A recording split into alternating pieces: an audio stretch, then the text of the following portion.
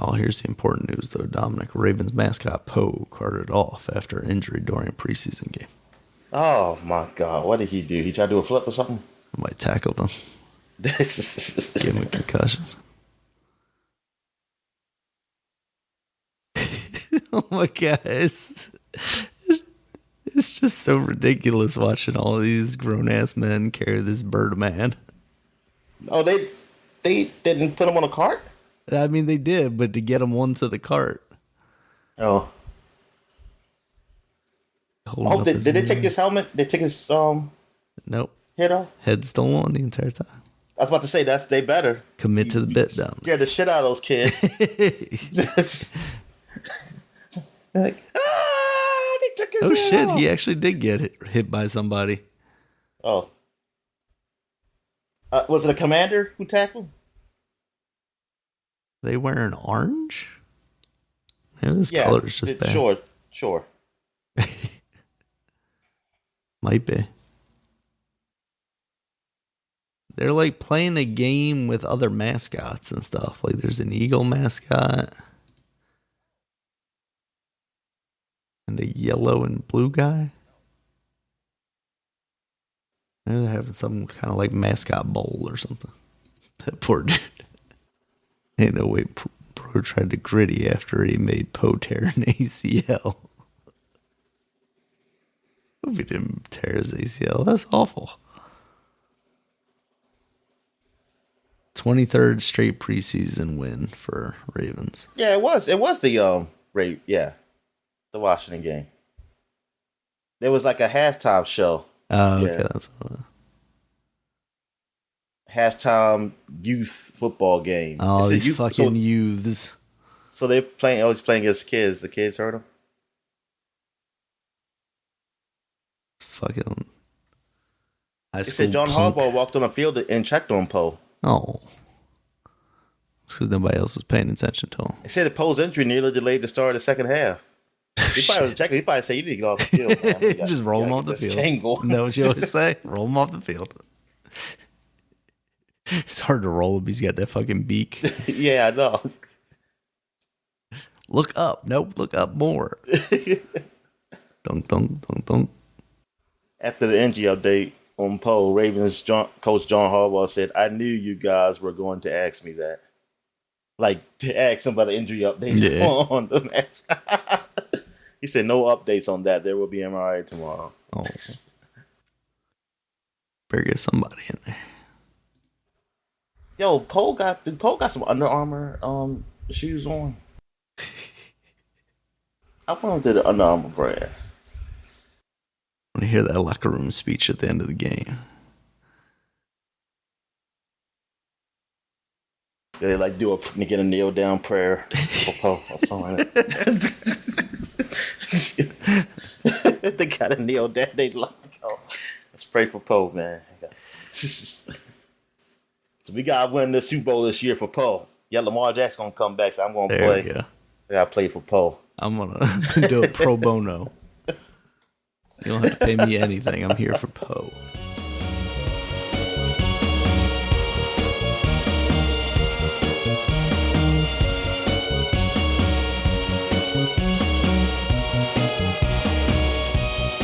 Hello, gamers, and welcome to episode 386 of the Super Ultra Podcast Arcade for August 28th, 2022. I'm one of your hosts, Daniel Nicholson, and with me is my co-host, Dominic Stallworth. What's going on this week, Dominic?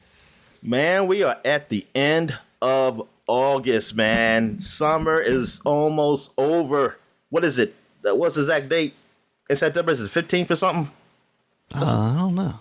I forget what's like the first day of fall. But, man, I'm so happy, Daniel. The 22nd, apparently. 22nd. Oh, god damn, that's too late. But anyway, I hope it just cools down before then or something. But yeah, I'm just so happy. Mother Nature's like, I gotta wait for the 22nd before this drops into the 60s. I'm sorry. Yeah. I was like, yes, this is the worst time of year for me, and it's almost over. I just want to cry. I'm just like, yes, it's almost time. It's almost time. I can finally put my stuff back up in my room because it's been so hot up there. During the day. Oh man. But yeah, let's just get it. started. So now we come into the last month of baseball. Orioles are still in the thick of things. Outside looking in the playoff race, but they're just right outside. I think it was like a game and a half last time I saw. Oh, wow. Behind. They won the last 3 games as of this podcast, and hopefully they'll win today and sweep the number 1 Houston Astros. Wild. They won the last 2 games. Only between the last 2 games they played against Houston, and they only gave up 1 run. 1 run. They shut them out the first game. Only give up 1 run the second game. And the pitch has been awesome. The pitch has been so great. I mean, the pitch has been great all year for this team. I mean, it's just amazing how a turnaround that is. But mainly our bullpen. I mean, our bullpen's been holding it down, but the starters have been doing okay too. I mean, it's put like this: if we had this pitching staff back when we were like the number 1 offense, number 2 offense, where we was getting like the most home runs in a year or something, damn, we would have did some heavy damage. We would have done some heavy damage. I mean, this time we don't really put up a lot of runs. But you don't need that to win. All you need is good pitching to just hold them down, teams down to like 0 to 3 runs, maybe. And you got a chance. 0-3 runs, you got a chance. Maybe 4. But yeah, you want to just keep it down there and you got a chance to win. All right, so what else is going on? We have nothing in basketball. We're talking about anyway. Football. Yep. Last week. So as of this today, by the time you hear this podcast, all preseason games will be done for the NFL, and we'll be waiting for the season to start, which is sometime in September. I forgot the exact date. But it'll be starting off with the Bills versus the Rams, I want to say. So that will be pretty cool to watch. Let me make sure that's right, because that's what my brother said. It is. Yes, it is. Yep, September 8th is the first day, and yep, Bills versus Rams, the defending Super Bowl champ Rams. Apparently, there was a big deal because there was like a scruffle. The Cincinnati Bengals was doing like a merge practice with the Rams. They do this every now and then, like 2 teams do practice together, just to get ready for the season. But there was a scruffle. I mean, there was like a brawl or whatever, and Aaron Donald must have took off one of the Bengals helmets and start swinging it. He's like the top player, one of the highest paid NFL players. He's like basically one of the faces of the league. And yeah, he was swinging it around. So I don't know if anything happened with this. For me personally, I don't care because I feel like that happens in football. Like, and plus, I don't know when they started doing this. I mean, they've been doing this for a bit now, but I just remember hearing about this when I was younger, like having 2 teams merge for practice. I'm like, yeah, what the fuck are you doing? Just asking for trouble. It seems okay just to, hey, yeah, it's not a preseason game, but just to go out against another team, just to get your body ready for the games and shit like that. I mean, that's all good. But even though I thought that was the preseason games before, but whatever. But yeah, so I'm like, and then you put the 2 teams that they play against the Super Bowl against each other. Yeah, they were the last games of the season. Bad blood there. So I don't know. That's a little. that was really the weird thing. I was thinking like, hey, why did they put both the Bengals play the Rams? Anyway, actually, I don't know. Maybe the teams have practiced together. That might be the preseason game that's happening at the same time too. Because I haven't looked at the preseason schedule because I don't really care about preseason. I barely look at my own team schedule. But I think that would make sense because they say, hey, that team's either in their town or their town, and they'll just practice together. Yeah, and that, you know what, that makes sense. Yeah, they did have a preseason game yesterday. Okay, so that makes sense. I wonder, did they fight? Did they fight in that game too? Did they just fight in that game? I doubt it. Anyway, yeah, that is it as far as sports I can think of. I know the U.S. Open is playing. This will be most likely Serena Williams' last tournament. Boo. So she's still in there as of this podcast. Nice. All right. So, yeah, that's it. So, any big wrestling news? I guess the biggest thing to come out of wrestling this week is that I think I talked last week about how they had moved up the AEW World Championship match between Jon Moxley and CM Punk to Dynamite from the pay-per-view. And they did that match. It was only like 5 minutes long, and they had Jon Moxley just like absolutely devastate CM Punk. So he is now the definitive champion, because he was the interim champion there for a while, because they do that in AEW while people are injured. So now it's kind of unclear about what they're going to do for the championship at the pay-per-view. And part of me thinks that's interesting because, like, hey, new storyline coming in, but at the same time, it's like we're like a week, maybe 2 weeks out from the pay-per-view, so you don't really have a lot of time to build to something. In the way that CM Punk lost, it doesn't seem like he could just come back and challenge again for the pay-per-view. Now, the pay-per-view is happening in Chicago, which is where CM Punk is from, and he's absolute like crowd favorite there. So they could do something, but it just seems crazy with the way they've built Jon Moxley in AEW. Like he is overpowered almost at this point. So we will see, I guess, on this next Dynamite what they're actually building towards. But it just seems like there's so much drama. I talked about that a little bit last week, I think, about the backstage kind of drama that CM Punk was getting into, and apparently they had like meetings about it and all talent meetings and that kind of shit. Basically, Tony Khan going, "I'm not gonna be a pushover." So we'll see. We'll see if he's a pushover or not. But yeah, so that's kind of wrestling. WWE's Clash at the Castle pay-per-view that's coming up. What about Clash at the Castle? They play at the Disney Castle or something like that? No, it's actually kind of disappointing because I thought it was going to be like a cool historic kind of venue. They were going to London. They were going to London. Well, they are overseas. I can't remember. I can't remember if it's Scotland or if it's Ireland. I want to say Scotland. Let me check here. Clash at the Castle. But the thing, where is it? Cardiff, right?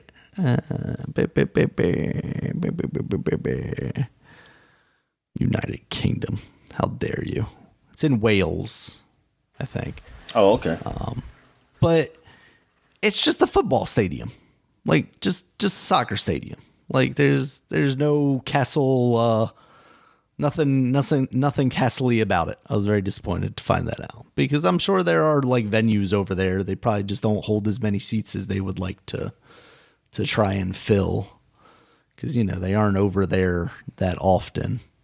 So they like to fit as many people in as they can. But Clash at the Castle should be fun. They got some good matches going on there. Drew McIntyre versus Roman Reigns should be interesting. Because it feels like the first time in a while that someone could potentially beat Roman Reigns. He's got both belts right now. He's not really advertised for a lot of shows this fall. Even through the summer, he hasn't been on a ton of shows. He's running like a reduced schedule. And Drew McIntyre is a guy who had the championship during the pandemic. He won it during that like WrestleMania that didn't have any fans whatsoever in the Performance Center. And he did a great job at that time. So it feels like, he deserves a run in front of a crowd. But at the same time, if rumors are to be believed, we are building towards The Rock versus Roman Reigns at WrestleMania.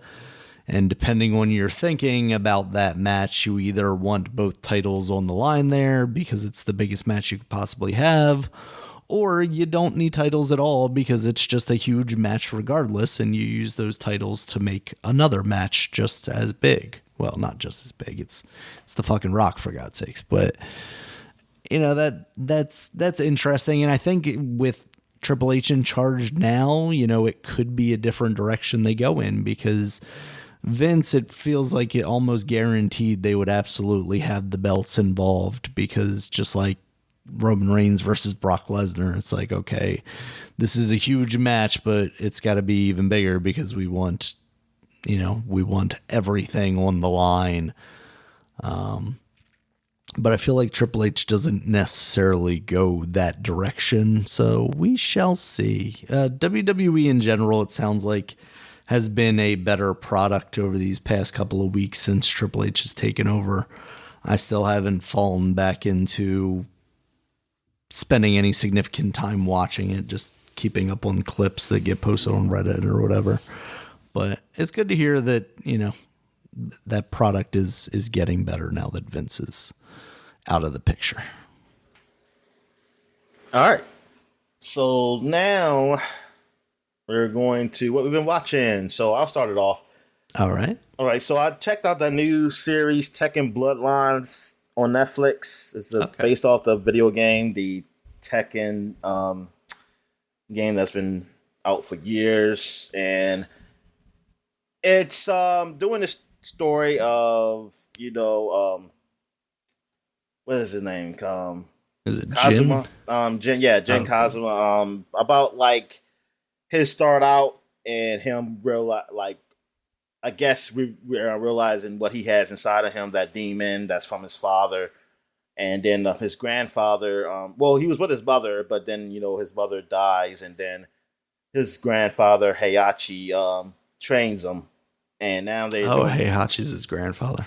You didn't know that? For some reason, I thought for some reason it was his dad or something. Oh, nah, yeah, his dad was it Kazuma, I believe. Okay. Yeah, so he's cause he's training to fight this ogre, the ogre that killed his mom. So he's trying to get revenge on that. And Heihachi says that with the Iron Fist tournament, the ogre will come out because he will feel that fighting energy and blah, blah, blah, something like that. But the show, it's not bad. To me, it's not bad, but it's not like great or anything either. Like, they really roll over some stuff that could have been done better. Like his relationship with a couple of the fighters, because he know them, but they don't go in detail that. It's like you saw him in a montage and he's like, oh, okay. I was like, oh, I recognize that person from the game. Like, if you're just watching the show and don't know the game, really, you wouldn't know that was somebody of significance. Right. You'd just be like, oh, he's just walking with this girl and something like that. Okay. But then the girl, I forgot her name, but I've seen her in the game. And the other dude, because I don't really know Tekken that well. Like, I don't know. I never call them by their names, really, except for Lee, because like Bruce Lee. But, yeah. So, yeah, because this other guy, he was his rival or something like that. You see him fighting, but they don't talk until you see the tournament. They go to the tournament. And it's like, darn, right? I couldn't build like relationship thing with them so they'll have some more meaning to it, but whatever. It was like in a rush. Which I'm like, darn, it's a series. It seemed like you could do that, but whatever. That's the only problem I have. No, that's not the only problem, but that's one of the problems I have with it. But the visually, artistically, is actually better than I thought it was. Like, I really thought it was going to be like really super cheap and not that great. And I mean, I still think it's on the cheap side, but it's not bad. Like, I don't hate it. I don't hate it how it looks visually. That's not the problem, especially when they start fighting. It's all right. I mean, it's all right. So, I mean, I'll probably finish the series because it's only I think it's only like 6 episodes for it. Oh, okay. It's pretty small. Now, I don't know if it's like, oh, this is part 1 and there's going to be a part 2. I have no idea. But yeah, it's on Netflix. I got Netflix, so I might as well check it out. I ain't not watching nothing else. Well, I am watching other stuff, but it's like, yeah, I can kill that in pretty fast. Because yeah, it's only about 30 minutes per one. It's just like a half an hour show. Wow. Okay. All right. So I did check out the other Netflix series, Sandman. I forgot where I saw this. I think I saw somebody talk about it on Twitter, and the reviews. I don't know if the reviews were good, but I know people were talking about it and they're talking about some problems with it. But I was like, I'll just check out the first episode. I know it was like based off a comic, but I never read the comic, so I don't really know much about it. But apparently the Sandman, he's like some sort of god who like he rules the dream realm. He like basically regulates dreams and things of that nature. The dream world. This is where the world we go to when we dream. But then someone captured him. A human did a spell. He was trying to get death because he wanted to bring his son back, but he did a spell wrong and captured him. And so, but he still kept asking for his son. And he's been in there for, like, he's been captured for years. So he's out the dream realm and things been going wrong. Some people, they sleep forever. They still stay asleep. Some people, they can't sleep. It was like a lot of problems going on in the world. But people didn't know why. Sandman finally got out. So he's been there, I forgot how many years, but a long time. And then he finally gets out. He goes into the dream world. But then now the dream world's all messed up and everything. And now, and like a guy escaped. Someone escaped. Actually, years ago when he first left to our world, because he was actually looking for him. He was looking for a nightmare that escaped to the our world and put him back. But unfortunately, like I said, he got captured. So now almost everybody's gone. Like his world is just like abandoned because they thought he abandoned them. So they all left. So now he's trying to get everybody back together before they can get the dream world back to the right state and also probably capture that nightmare. Interesting. So yeah, it's interesting. I just want to know if it's any good, like going from there. Like the start, it's a little long to me because it's like nothing was happening, and because it was just him being captured in that ball, whatever, and just like time going on. Man, I guess they're just really trying to establish a story, but I was like, darn, I wish they could done a quicker than this, instead of being like a whole episode. But yeah, I don't know. I don't know if I'll keep watching. Maybe I will, maybe I won't, because there's still other things I have to finish. I still got P-Valley to finish. That one, even though the series is done, I still have to catch up with that. I've been watching the series called The Old Man. I've been kind of holding out talking about it because I want to finish that off. I got 2 more episodes of that. That's the one with Jeff Bridges. Oh, okay. Is the lead, and that deals with like basically almost like espionage shit. Not really espionage. He used to work for the CIA, but now he's on basically the run. Yeah, it's quite other. I think it's another series I'm kind of watching. I can't really think of it, but yeah. So, and also last, I watched Spider-Man, the movie, 2002 movie, Spider-Man, and I wanted to see that again. I haven't seen that in years, and it's still good, man. It's great. Gave me a lot of memories of the time, man. I mean, you definitely can see how it's dated in some of the effects it uses, but it was a fun. It was like a fun movie, like good for the kids. Good for it's like that. But you see how things have gotten so much better with the superhero movies now, but that's still good. I mean, it's even still better than probably some of the newer ones now. But I mean, the style of it is, it's like it feels like a kids movie to me. Like it feels like, I mean, you can still enjoy it as adults, but like, hey, kids can get it, definitely can really be into this. And the way it goes, like some of the stuff is like, some of the lines are pretty cheesy, but it's very campy. Yeah. It's like, but it gets, that's how the movie is made. And it fits with that. Like I couldn't see that now. I mean, it has to be a certain style to do it now. Like I couldn't see this movie just being made like that now. It has to be probably, it can be campy, but it has to be a certain style of campy that can really be like, oh yeah, I get this.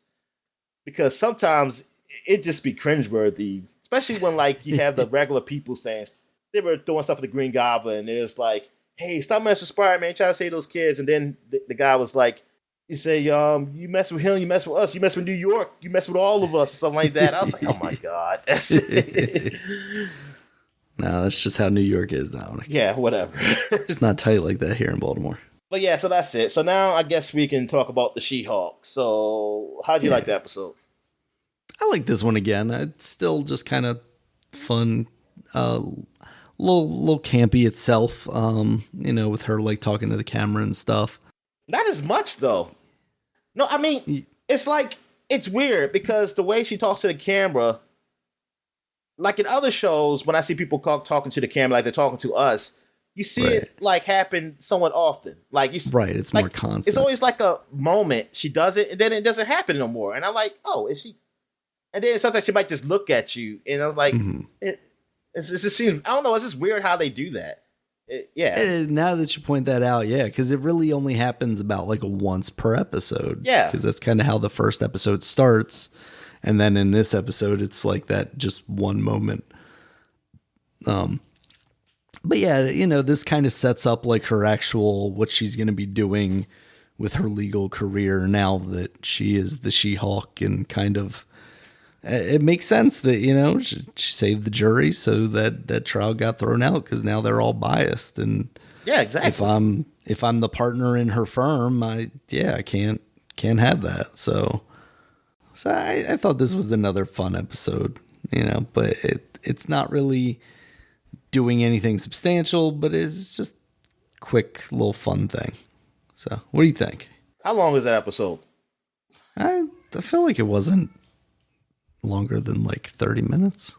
So it did feel like not an hour. I know that. Yeah, no, I don't think any of the episodes are going to be an hour. 30 minutes and 26 All right, seconds. Yeah. I think that maybe that's why I can just sit down and watch it. Because I was thinking like I watched half and I probably watch half some other time. Then I end up seeing the whole thing because it's probably because it's short. Yeah, but it's all right. Mm-hmm. I mean, it's an all right show. Nothing special. I'm being honest with you. Only reason to watch it because you watching it. I really, okay. If you were watching it, I probably wouldn't watch it. Yeah, but I mean, I did like because in this episode they have the Abomination in there, and no, they did. They had the man who is the Abomination. Blonsky or whatever his name is. But they, she's basically talking to him about, the events that happened in the Incredible Hulk, and then she talks to Bruce about it, and he's like, yeah, it was a completely different person back then. It's like, haha, because you actually were a different person back then. Thought that was funny. I didn't even get that was a joke. I didn't even get subtle, Dominic. It's subtle. Yeah, I guess. Well, the thing, was she being, she's one that she should defend him, and it makes sense to defend him because, I mean, honestly, he only fought him one time, so I don't know how he could be. You say, oh, he tried to kill me, but then it's like, dude, like you were the Hulk, and he was all juiced up on shit too. Yeah. So, and it was the government that juiced him up, Dominic. Exactly. It was the American. He was just doing what soldiers do. Yeah, exactly. I said, fighting for my country, even though I'm not from here. He's fighting for your country. All right, so I guess we can talk about the show House of Dragon. Yeah. So how'd you like this one? This felt like kind of earlier Game of Thrones stuff to me. It visually looks good. I think they did a good job with the CG dragons. You see a little bit more dragon in this than you did kind of the earlier seasons of Game of Thrones, obviously, before they introduced the dragons.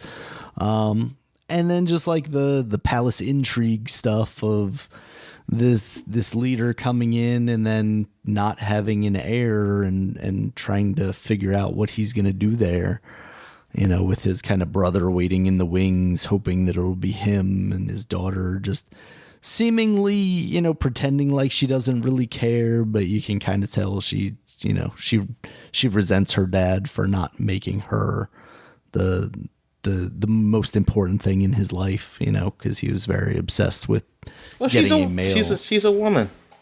Yeah, I mean that's the way it was at the time, I guess. The time. I don't know where's this at. Whatever time this is in a galaxy far, far away. Yeah. But I think so far the story is interesting that they're telling. It is definitely like I was like, oh, they're not as like over the top sexual or violent in this, and then the sex and violence happened.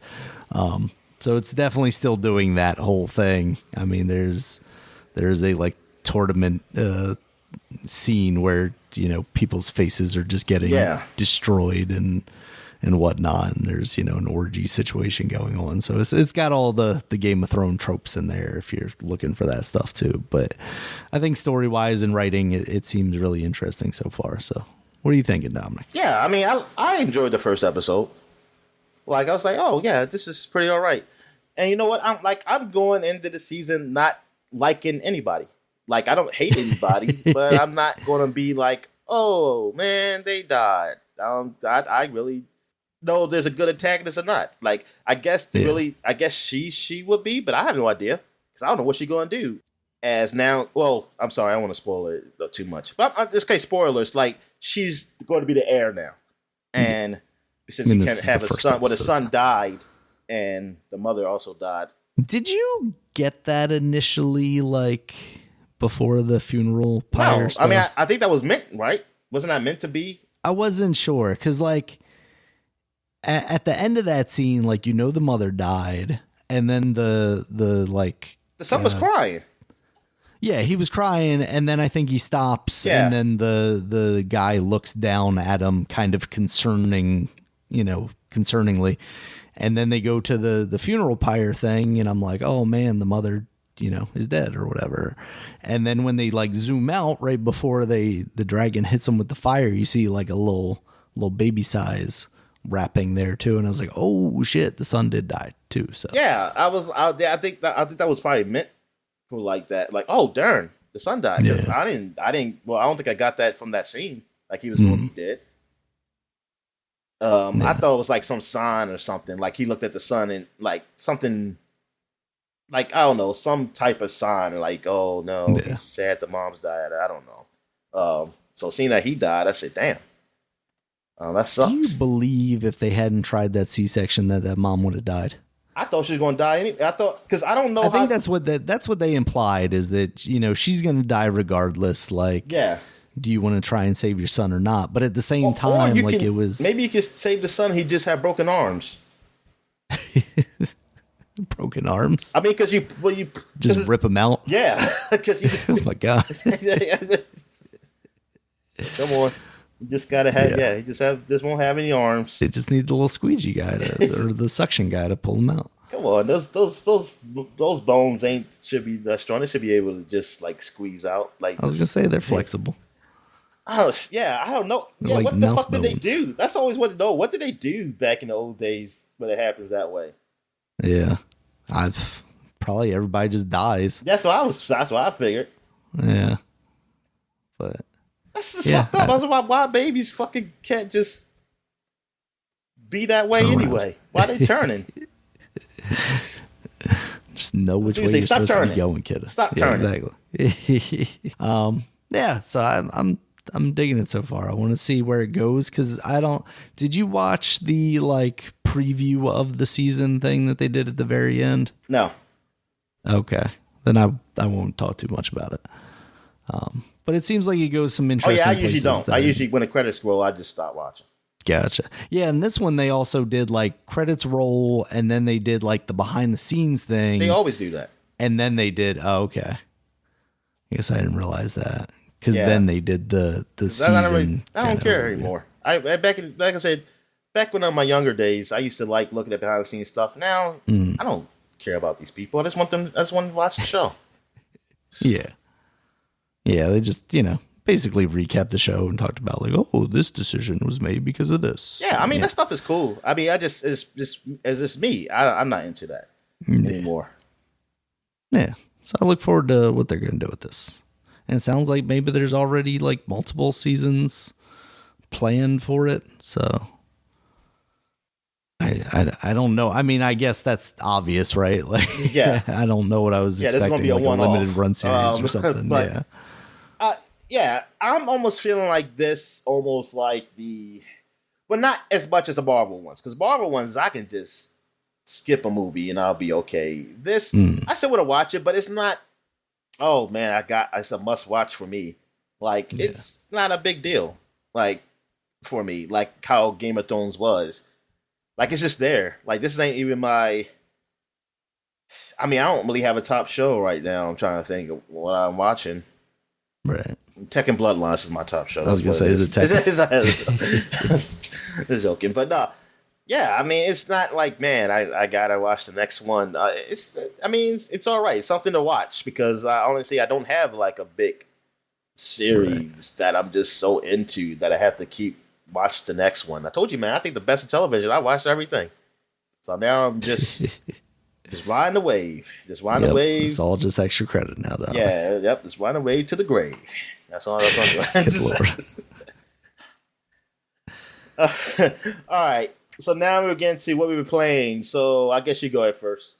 All right. Yeah. So I was talking last week about how Blossom Tales 2 came out, the Minotaur King. So I picked that up, and I've just played probably about an hour or so of it. I've gotten through what felt like a tutorial kind of dungeon, real short bit. And then I'm on to the actual first dungeon right now. And it's exactly what I expected to be, kind of a more refined version of that first game, which is just a kind of copycat of a 2D Zelda game, an isometric Zelda game like the Super Nintendo games. And so far, it's doing all right. So that's kind of all I got to say about it for right now. All right. So I played some more Dusk Falls. Man, big decision. It didn't seem like a big decision. Well, actually, it was a big decision, but I didn't know the consequences of the decision. That I was like, I want to go back, and I don't know if there's an easy way to go back. I was going to say they don't give you anything like rewind or anything. Yeah, but I want to know if in between chapters, can I just start or at some point in the game where I could just be like, hey, I just want to play this part of this scene and just. Yeah, go to different path. Feels like the way they showed, at least in that one trailer, like the way things branch. Like they should give you the option once you've gone past them to. That's what I think it should be, like a mark. It should be at least like a mark you can go back to, because I don't want to play this all over again. This is pretty long, like going through this. Right. So I really enjoy it. I really like the story. Like it really is tense, man. Like in that situation. And I'm curious about what this other branching paths would have done. And because I thought I was doing something because I felt like I was going all hard, like, look, these guys, I can protect my family any way I can. And then I felt bad because I did this thing. And I was like, But only because of the consequences that happened afterwards. That's why. If I'd gotten away with it. But yeah. I like this game. I like these choice games, and this feels like your choices they really mean something. Like it really changes the story. That's what it feels like, because that's why I want to play a branching path just to see how much it changes. Also, I played that new game. It's on Game Pass and other places too. Midnight Fighting Express. I played very little of it. I played it just to try it out, and I recorded some.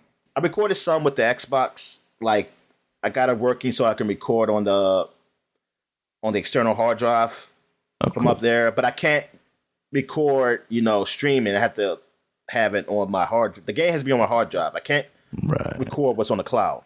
So I did put that on the hard drive, and it is a fighting game in an isometric view. Not a fighting game. I'm sorry. It's a action game in an isometric view, and the movement is, it's normal action, and you can the fighting is like, hey, you got these men all around you, and almost like an action movie kind of thing, blocking and countering and doing fights. It feels pretty good and all right.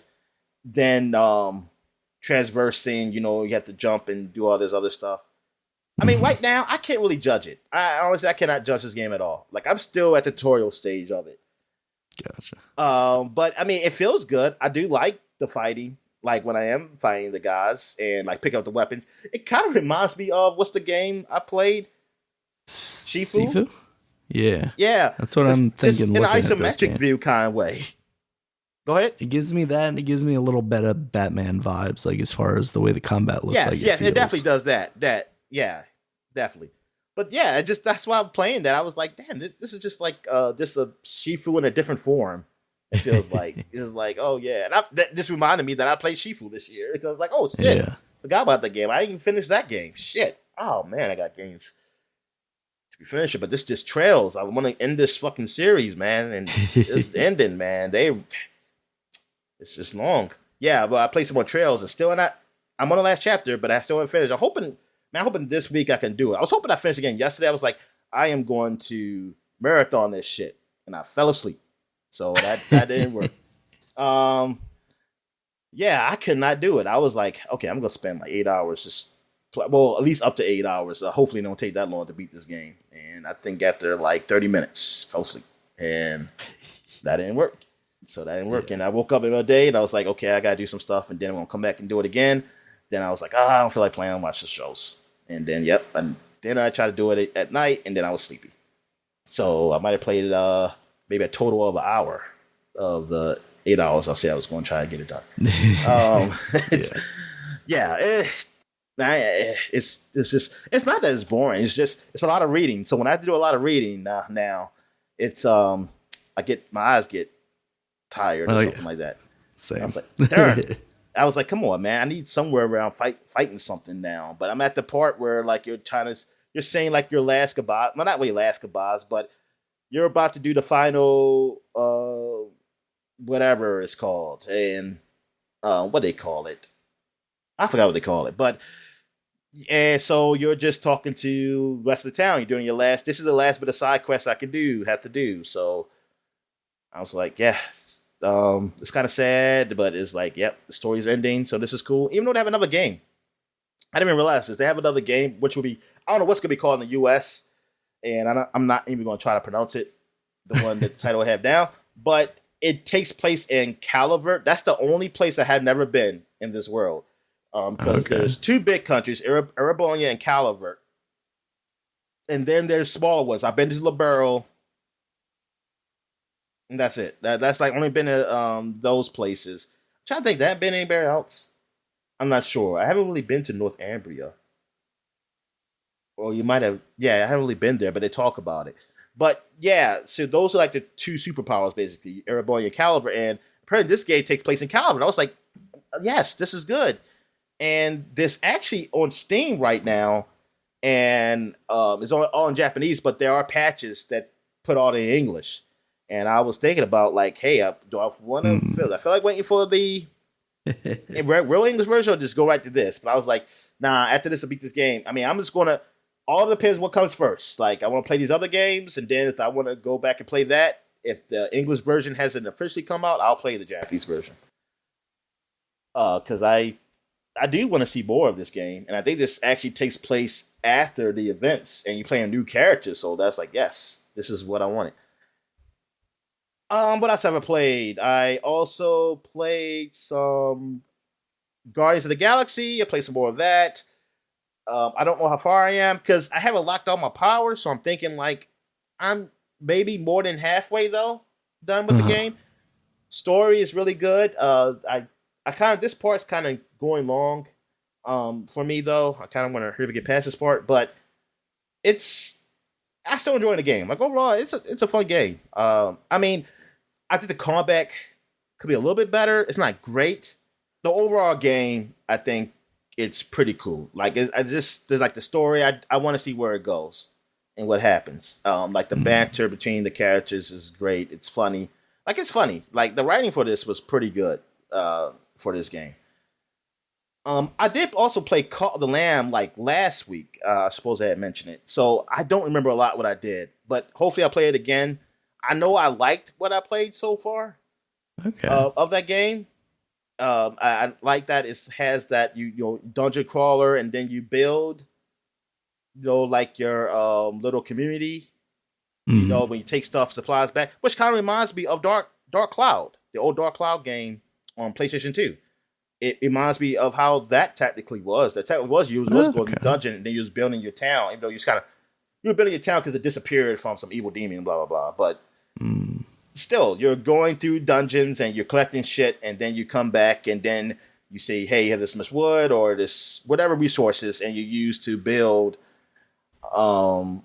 things in your town or something like that, or your community or whatever you call it, like your cult, your new cult you got here. But yeah, but I know this, like you were a sheep or something that was going to be sacrificed, but you didn't. And now now you're working for this god, and you're building. He wants you to build a community that worships him or something. So there you go. Yeah. And then I guess that's when you drink the poison wine and everybody dies. That's all I think about cults. All I think about that incident that happened. All right. So, and last and maybe least, I have no idea yet. Death Stranding. I did download it on the PC. It actually runs okay. It runs okay. It has some problems, but I have it on medium setting, and it ran or is running all right. I mean, I'm putting on my SD hard drive too, but like the load times are not great. But then again, I think it's probably just as much as what a PS4 probably does with the game. I can't imagine a PS4 just loading a whole lot faster, but maybe it does. I have no idea. But yeah, okay. But as far as the game, I am watching it more than I am playing it so far. I am like Kojima game confirmed. Yeah, it is. But I see Metal Gear Solid 1. It was a lot of cussing, but it was a lot of gameplay. Yeah, I feel like. And Metal Gear Solid 2. Now that I think that's what I was getting more into that.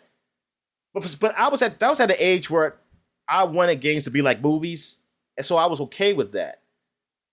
I think when it got to 3, I was like, come on, I want to play some more of the jungle shit.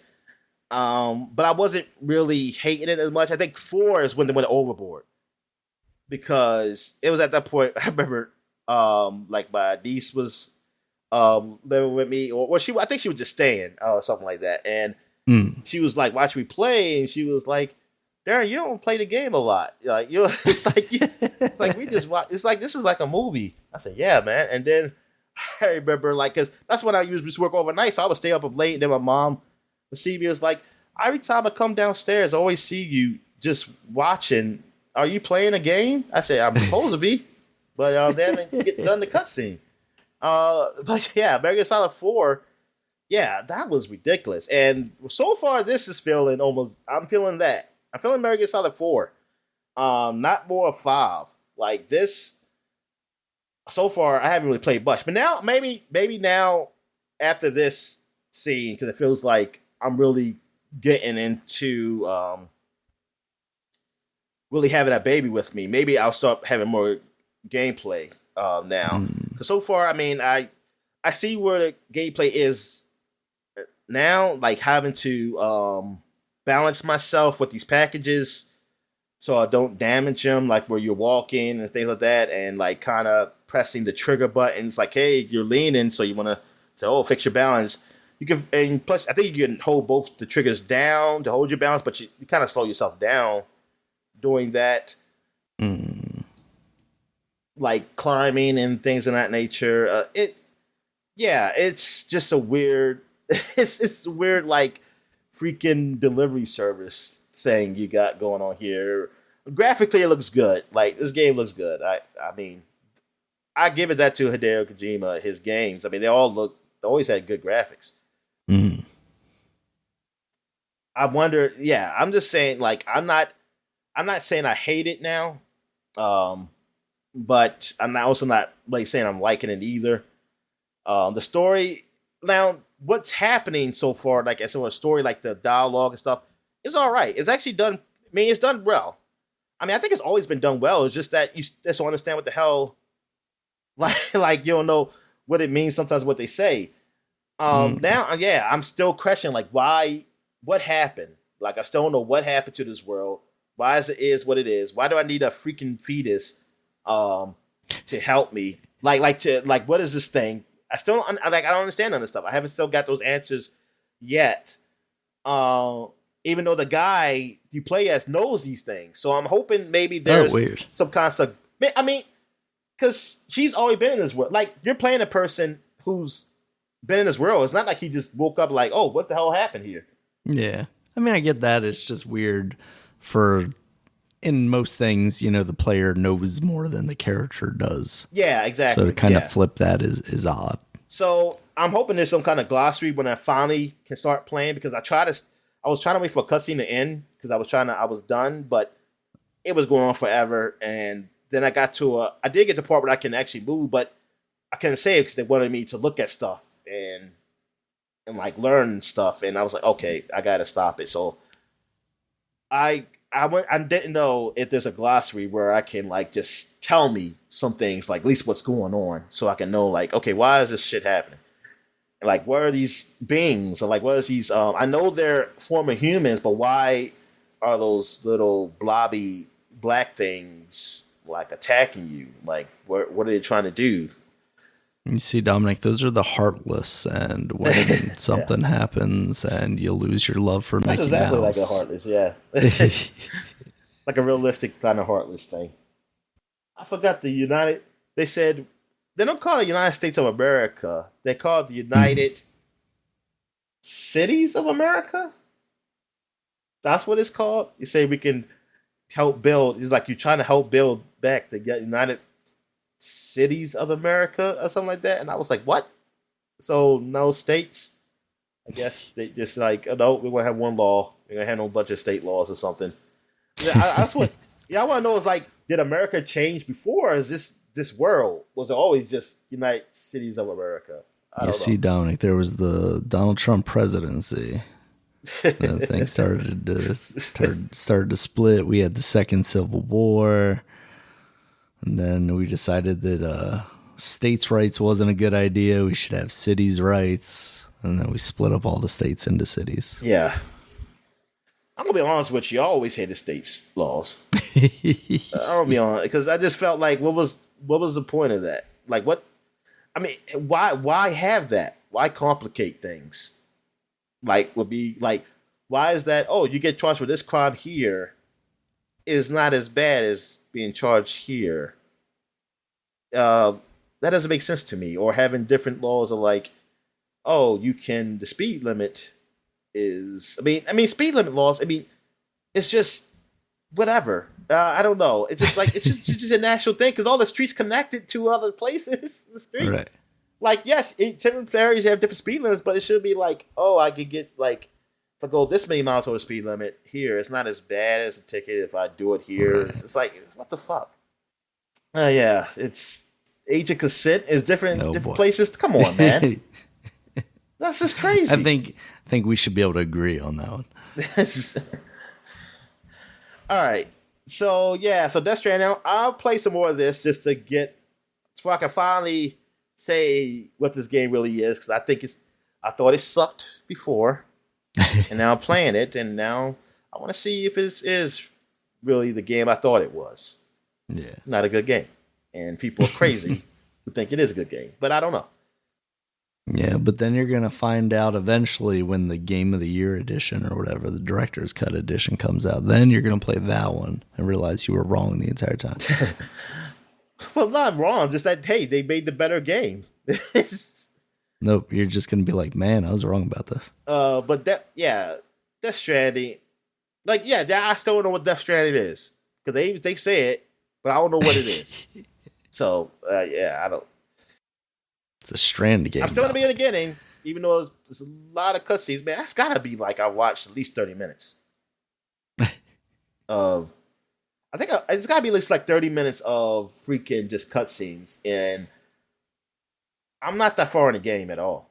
Right. This is still the beginning. Like, I only carried one package. Well, technically, two so 30 packages. Minutes of the 45 minutes is technically 2 packages, but yeah, I'm like, and I think it was Dominic, stop referring to your junk as a package, please.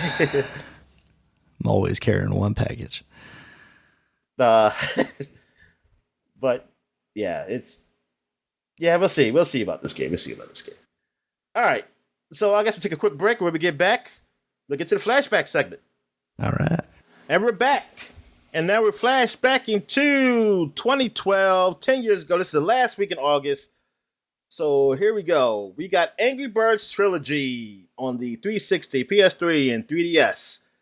Yeah. This is the 3 Angry Birds games, which is what? Angry Birds Seasons, and Angry Birds Rio. Oh, it's not even the Star Wars one.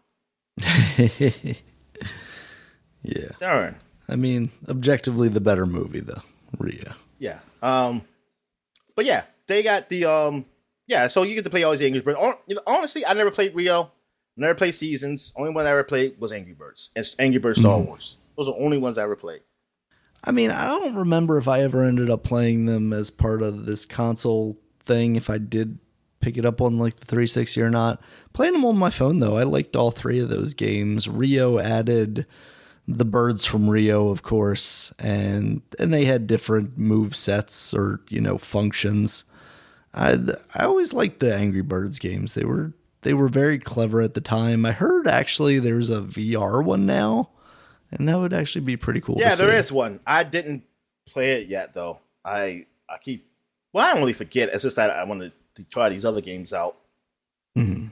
But about the VR, like I haven't been playing it. I haven't talked much about it. I haven't played it because I think one of my straps, a piece of it broke, so it's hard to stay on. Unless I'm just sitting still, so the only game I probably could play is like Boss or something. Mm-hmm. And then I did order a strap, but it came broken. So now I told Amazon that, it's broken, and they sent me another one. I wish they didn't tell me I had to send it back though, so I don't feel like going through that. I gotta go send this broken one back to them. But I was like, can I just take a picture and show you it's broken, man? Come on, man. Right. What are you gonna do with a broken strap? Come on. I mean, they'll just make sure that, hey, we will make sure that you're not trying to cheat us. So I'm like, come on, you got like billions of dollars. Eat shit, man. Damn. For a $10 strap, yeah. Oh, I don't think it's probably worth $10, but it ain't cost $10. Actually, this one might have did. I think the other ones, they were up like in the over $20. I know it was like 25 to 30, even some at 50 because they're probably like really like all this other junk with it. Yeah, I was just like, damn, man, so this strap ain't worth much. And then I'm mad because why did Oculus not have a black strap? Why would you have a white strap, man? I mean, all that sweat and stuff. Like, gotta match the aesthetic. It's not easy to just take off and wash. Yeah. So I don't know why they did that. Damn them. All right. So where else? Where are we at? Oh, here we go. Dead or Alive 5 came out. The fifth game in the fifth numbered game in the series, and not counting the beach volleyball, extreme beach volleyball. So this is the one. Okay, I played a little of this, but not when it came out. Like I played when it was last round, or something like that. Yeah, but it had like everything, almost everything. You still had to probably buy some shit. But I think people were talking about this game was because of like all the microtransactions in it. Yeah. And like they were saying like, man, if you bought everything, you'll be this $1 million. And it was it was a lot. Yeah. It was crazy. Yeah. Let me see here. They talk about like the reception, not the reviews. Because that's definitely from the one before it. I was like, oh yeah, this is. I really dig this series. Like I like the way this game plays because it's so smooth. It doesn't feel like one of those games where you have to remember combos and stuff. You can kind of button mash and still make it look like you're doing stuff you intended to do. Yeah. And then they went this direction with this one, and I was like, I don't want to do that. I don't want to. I mean, they had already kind of burned my feelings towards them with all like the costume packs and everything that they were doing, but then this one they went completely overboard with that. Yeah, I think Dan Weichert, when he was at Game Informer, they say he was much critical, and especially the series perceived lack of substantial progress in some areas, such as character customization. Because they didn't get the cover story, stating that this decent fighter is years behind the competition. Teen Ninja is showing its age. Edge described it as mostly business as usual, with tweaks to the formula and aesthetic, but nothing too sacrilegious or enticing. And G4 TV Sophie Pro called it merely a refinement and rebalancing of Dead or Alive 4. And basically it said, but nothing. Well, hold on. Okay, I lost myself. Okay. and that the game is the most welcoming to newcomers, while hardcore fans of the fighting games might need to keep their expectations in check. Eurogamer said Dead or Alive 5, Mike Edwards, doesn't tarnish the series. It's tarnish the series' solid and sassy reputation, far from it, but it falls short of a revolutionary leap in terms of combat mechanics and substantial expansion to the single player. Yeah, it wasn't much of the single player there. I remember that. That's why I think I didn't really stick with it. I had it on PC. Well, technically, I still have it on PC. But I'm trying to see about the microtransaction thing. Okay. Yeah, I was surprised that that all focused on that. I was like, is that the game I'm thinking of then? But yeah it is, because then they had the core editions and then the ultimate one. And I think that's what got me, was like, even when Dead or Alive last round came out, it was like, wait a second, how come they're still putting out new stuff after this that's not included as part of it? It's like Dead Last Round was released later in 2015. It has a digital only release for the PS3 and the Xbox 360, and a physical release for the PS4 and Xbox One, including free-to-play version for the latter consoles. Among other changes, the original Dead or Alive boss, Radu, returns as Cyborg, and blah, blah, blah, blah, blah. They don't talk about the microtransaction stuff. This seems like that would be the big deal. Well, here's downloadable content stuff. The first downloadable content costume packs round 1 was released in October via new outfits of several of the characters and available for free. The first purchasable DLC costume packs round 2 was released 2 weeks later, available either sold separately or through full set containing all 3 at a reduced price. It was followed by costume pack round 3. It's in October, and a costume pack round 4. With costume sets, Angels and Devils, and DOA Tech Divas. Some of them previously made available as pre-order bonuses for the disc version, and Players Swimwear Pack. Yay! Also with 3 sub packs included, released in November. All of them also with the price discount for choosing a full set. 2 more costume packs the next year. More download content, including Hottie Swimwear and Sack Island Stage was released. A major pack. Yeah, this doesn't really go into detail of all that stuff. That was the big deal. Yeah, that. I might have to find like an article or something on that, but yeah, that's Dead or Alive. I wasn't into it. And after playing it, I mean, it was still Dead or Alive. It's just that I guess maybe it was an adolescent thing for me. Maybe I was just like, and now, I mean, because the feel of it just wasn't. I mean, it was the same, but I just wasn't finding that enjoyment like I used to. Yeah, I'd be interested to try that versus like a more recent Tekken, because I haven't really played a lot of a more recent Tekken to see if maybe that fits that mold a little better than, like a Street Fighter. For me, Street Fighter doesn't really hit. Yeah, I can see that. All right. Well, technically it's free to play. Yeah. I forgot that 6 came out and was the same way, so I guess it worked out for him. Yeah, exactly. So 6, it just started out free to play. Yeah, it had the like core fighters pack again, where it's like, here you can play as these guys if you want, but to do anything real in this game, you gotta pay up.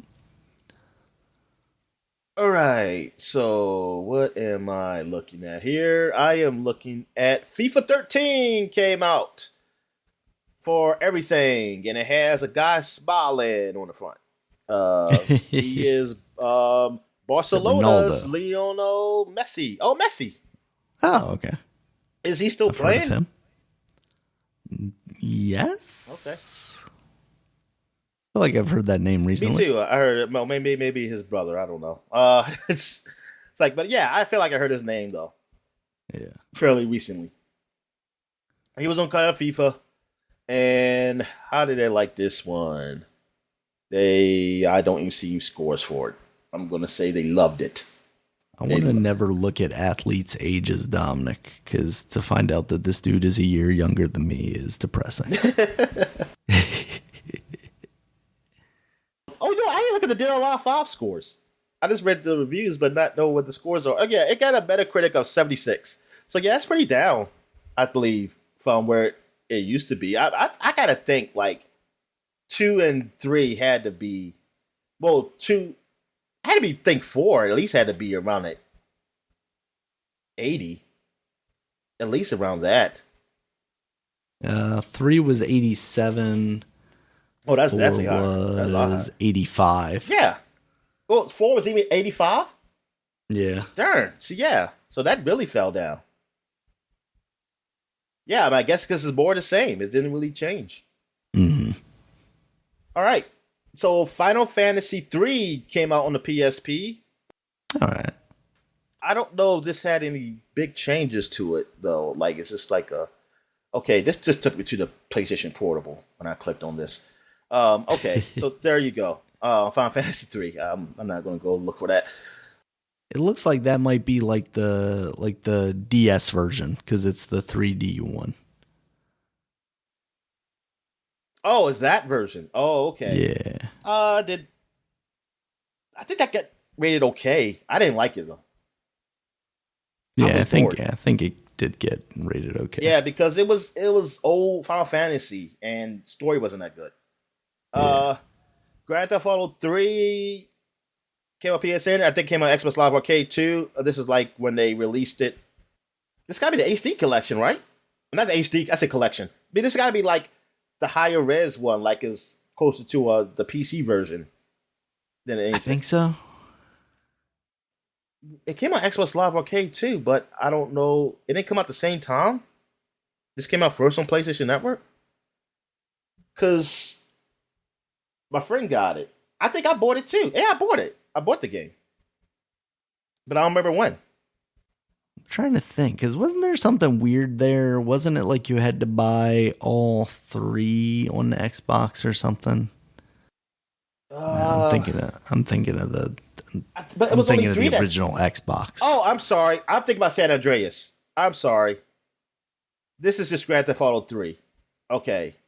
I don't think there's anything special about this. This is just that game again on the PlayStation Network. I'm thinking about. I forgot. I'm thinking about San Andreas. I did get that, and I don't know. I don't know when that came out. All right. So Hell Yeah, Wrath of the Dead Rabbit came out. I did not know that Game was okay. the subtitle. I always just saw the Hell Yeah. I didn't know it was like a dead rabbit thing. Oh, that does look like a dead rabbit. I never do it. I never looked at it. Yeah, he's like a skull rabbit. Yeah. He rode a little like spinny motorcycle thing and shot off guns. It's a game I think I picked up at some point because it looked like kind of a cool Metroidvania thing with a little more like action lean to it. But I don't know that I ever ended up spending too much time with it. It got Metacritic of 71 and was the highest, 68 and 62. 71 was on 360. So it got scores, like pretty much mediocre to good. Well, I think actually, you know what? I think it's because of there were 8s, but there were some 4s, like out of 10s. 4, so that's why the score is what it is. Xbox fanboys, Dominic. Got 8 on Eurogamer. GameSpot gave it a 4. IGN gave it a 4.9. But the Xbox UK gave it an 8, and the PlayStation UK gave it a 7, and the PC Gamer for the US gave it a 72. Yeah, it didn't seem like it was all that great. I mean, it probably, I don't know. Yeah, I never played this. I always seen it like a sale, but I just never really gave it much attention. The hell was Greg Miller thinking on IGN? Oh, come on. This game called Lolly Loopsy. I remember that character. I think that was a kid's show where she was like a yarn doll. Yeah. What channel did this come on? I have no idea. PBS maybe? Oh, Nick Jr. And now it's on Netflix. I don't know if it's still on Netflix though. But they picked it up. It's a Netflix original now. But yeah, it was on Nick Jr. and they had a game about it. So there you go. Hope the kids loved it. Because I don't know if even people even review this shit. Oh, we got Little Big Planet on the PS Vita is out. It got rated pretty high though too. Like 88 on Metacritic. 94 by Famitsu. I mean, we're still in like early Vita days, so people are looking for basically any game to play on that thing. And I think a Little Big Planet was all right, but it's like you said, it still had the same loose jumping.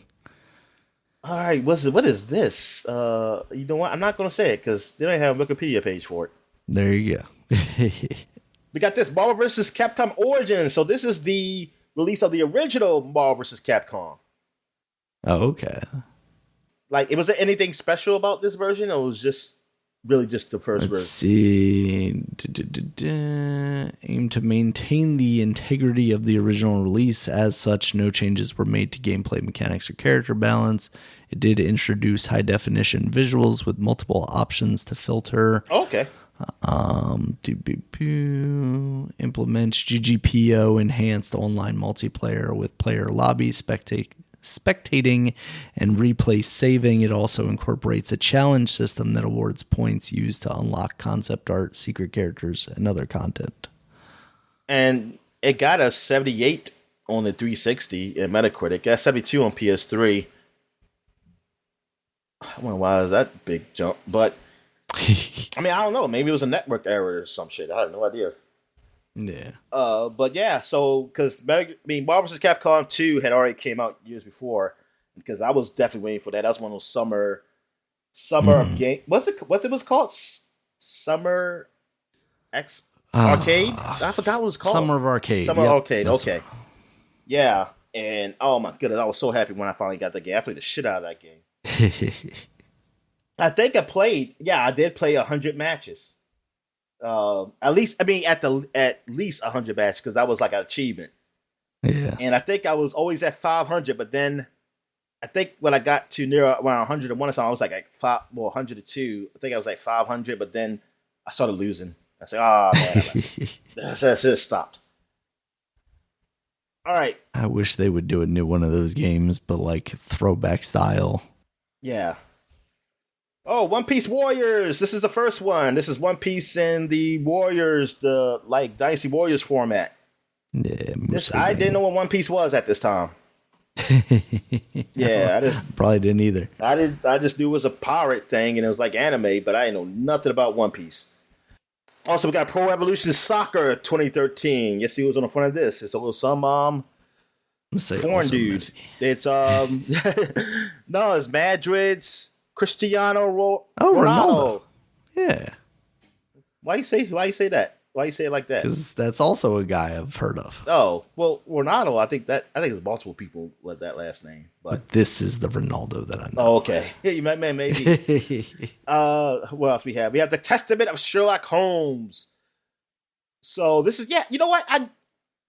It wasn't this one. It was I forgot which one was it. It was one of those free ones that came with either PlayStation or Xbox, like games for gold. But I did play the Sherlock Holmes game, and it was all right, but I just never finished it. Was that maybe Crimes and Punishment, the one you played? I think that was the one that we got for free. Yeah, I think that's what it was. 2014. Yeah, I think it was Crimes and Punishment. But like the first one, I remember hearing about Sherlock Holmes versus Jack the Ripper, and how it got like a lot of sevens and stuff or something like that. It was guys like low. But it's like it wasn't horrible, but it had its problems. But I didn't pay attention to it because I was thinking it's like, oh, this is probably just like a game, but it's not worth even looking at. But they kept going, and and I was like, darn, I guess it was more popular than I thought it was or something. But yeah, they kept making them. I didn't play this one, The Testament of Sherlock Holmes, but it's like I kind of want to go back and play them too. I just wish I had time because they seem like something I'll be interested in. Yeah, and those earlier ones were like more adventure focused, point and clicky kind of stuff. Yeah. Well, yeah. What was are they still even doing new Sherlock Holmes games, or did they just stop? Or is it plans for a new one? Last one was in 2021, apparently. Holy shit. That was Sherlock Holmes Chapter 1. So they, they go back to the drawing board. But that got 77 on PC, 73 on PS5 and It's a Xbox guy Series from X. Doctor Strange talking for him? I doubt it. Cumberbatch? Yeah, I don't think so. Where are we at here? We got Tokyo Jungle for the PlayStation Network. I don't know what it is, but I see, what the hell is that in the cover? Is that a dog? Tokyo Jungle, you play as an animal in like a post-apocalyptic, overgrown Japan. I think it was like mostly a side-scrolling kind of, not side-scrolling necessarily, but like a 2D platformer game. Yeah, it has two modes, story and survival. In story mode, the player plays through missions created around various animals. Eventually, the player will discover the truth behind humankind's disappearance. Pomeranian dogs are key characters in the game. Oh yeah, that's those dogs I always see over there. Because I've been over there, so I've seen them. Daniel. Of course. It's like I always see them in video games about Japan, so I just figured that's you're all over there. In survival mode, the player or players takes controls of the animal and fights for survival against other animals for as long as possible. Tokyo Jungle has online leaderboards, so the players can compare their survival skills against one another. Smaller animals will fight in groups, and the players' group can win fights against larger animals as long as one member of the group survives the fight. Taryn, what the hell? I even see, is this dinosaurs in here? It says 50 breeds. Yeah, they definitely had a couple of dinosaurs in there. Game, Dilophosaurus. What the hell? Where did dinosaurs come from? They, you get the amber and then you inject the frog DNA, and then Mr. DNA is like, yippee-ki-yay, motherfuckers. It got rated 77 on the Vita version, 74 on the PS3 version. I mean, it got decent scores. Yeah. Except for GameSpot gave it a 5 out of 10. And GameZone didn't like the Vita version. They get a Vita version 5 out of 10, but they get the PS3 version at 8.5 out of 10. Interesting. Oh, The Guardian reviewed it. They gave it a 4 Prestigious out of 5 video game magazine, stars. The Guardian. All right. Oh, here we go. We got our World of Warcraft expansion. Oh, yes. Miss Pandaria. Yes, we get to play as Kung Fu Panda, baby. We finally get to do it. I'm surprised they ain't sue him. Why did Kung Fu Panda didn't sue him? They didn't have the money to. Yeah, I just all I did like for World of Warcraft was their trailers for these games. Yeah, oh yeah. Their CG trailers were great.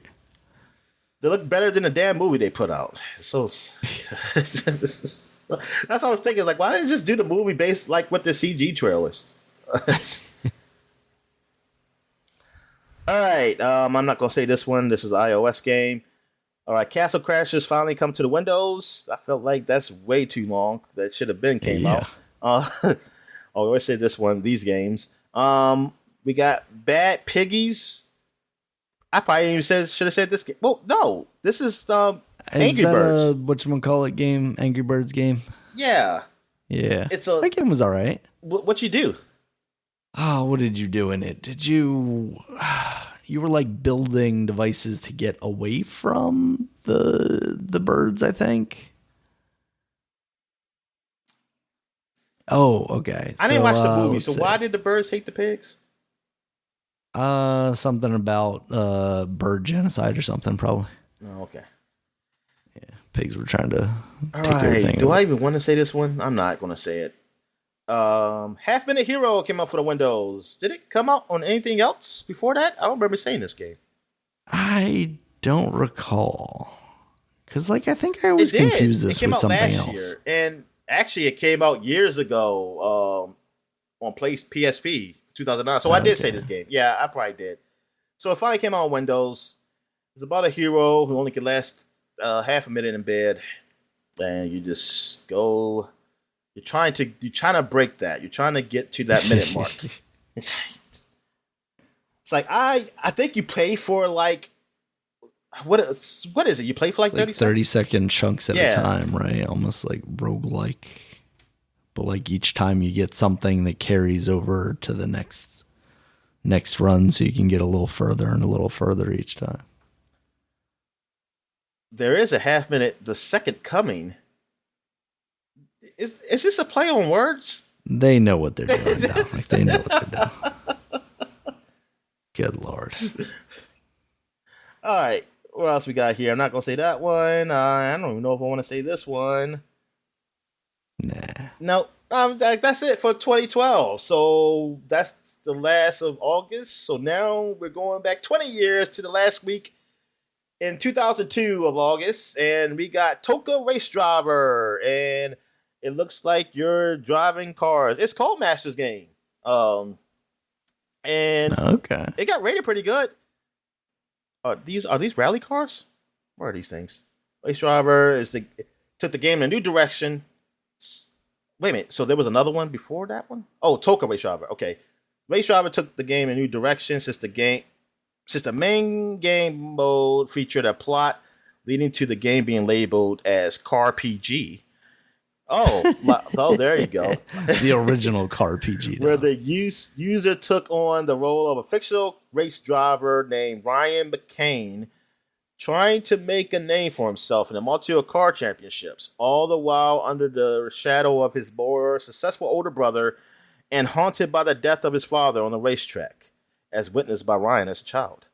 The British Touring Car Championship, TOCA, which gives the game series its name, returned for this game. The real life championship had undergone a transformation after most of the manufacturers had pulled out and crowd numbers dropped. So Toka asked Codemasters to include the series to boost the audience interest. I thought that was like the story in the game at first, and now so that was a real thing. However, the return was short-lived. Many tracks were added, and some of the world tracks were not continued from Toka 3, despite their popularity as Watkins Glen and Surfer's Paradise.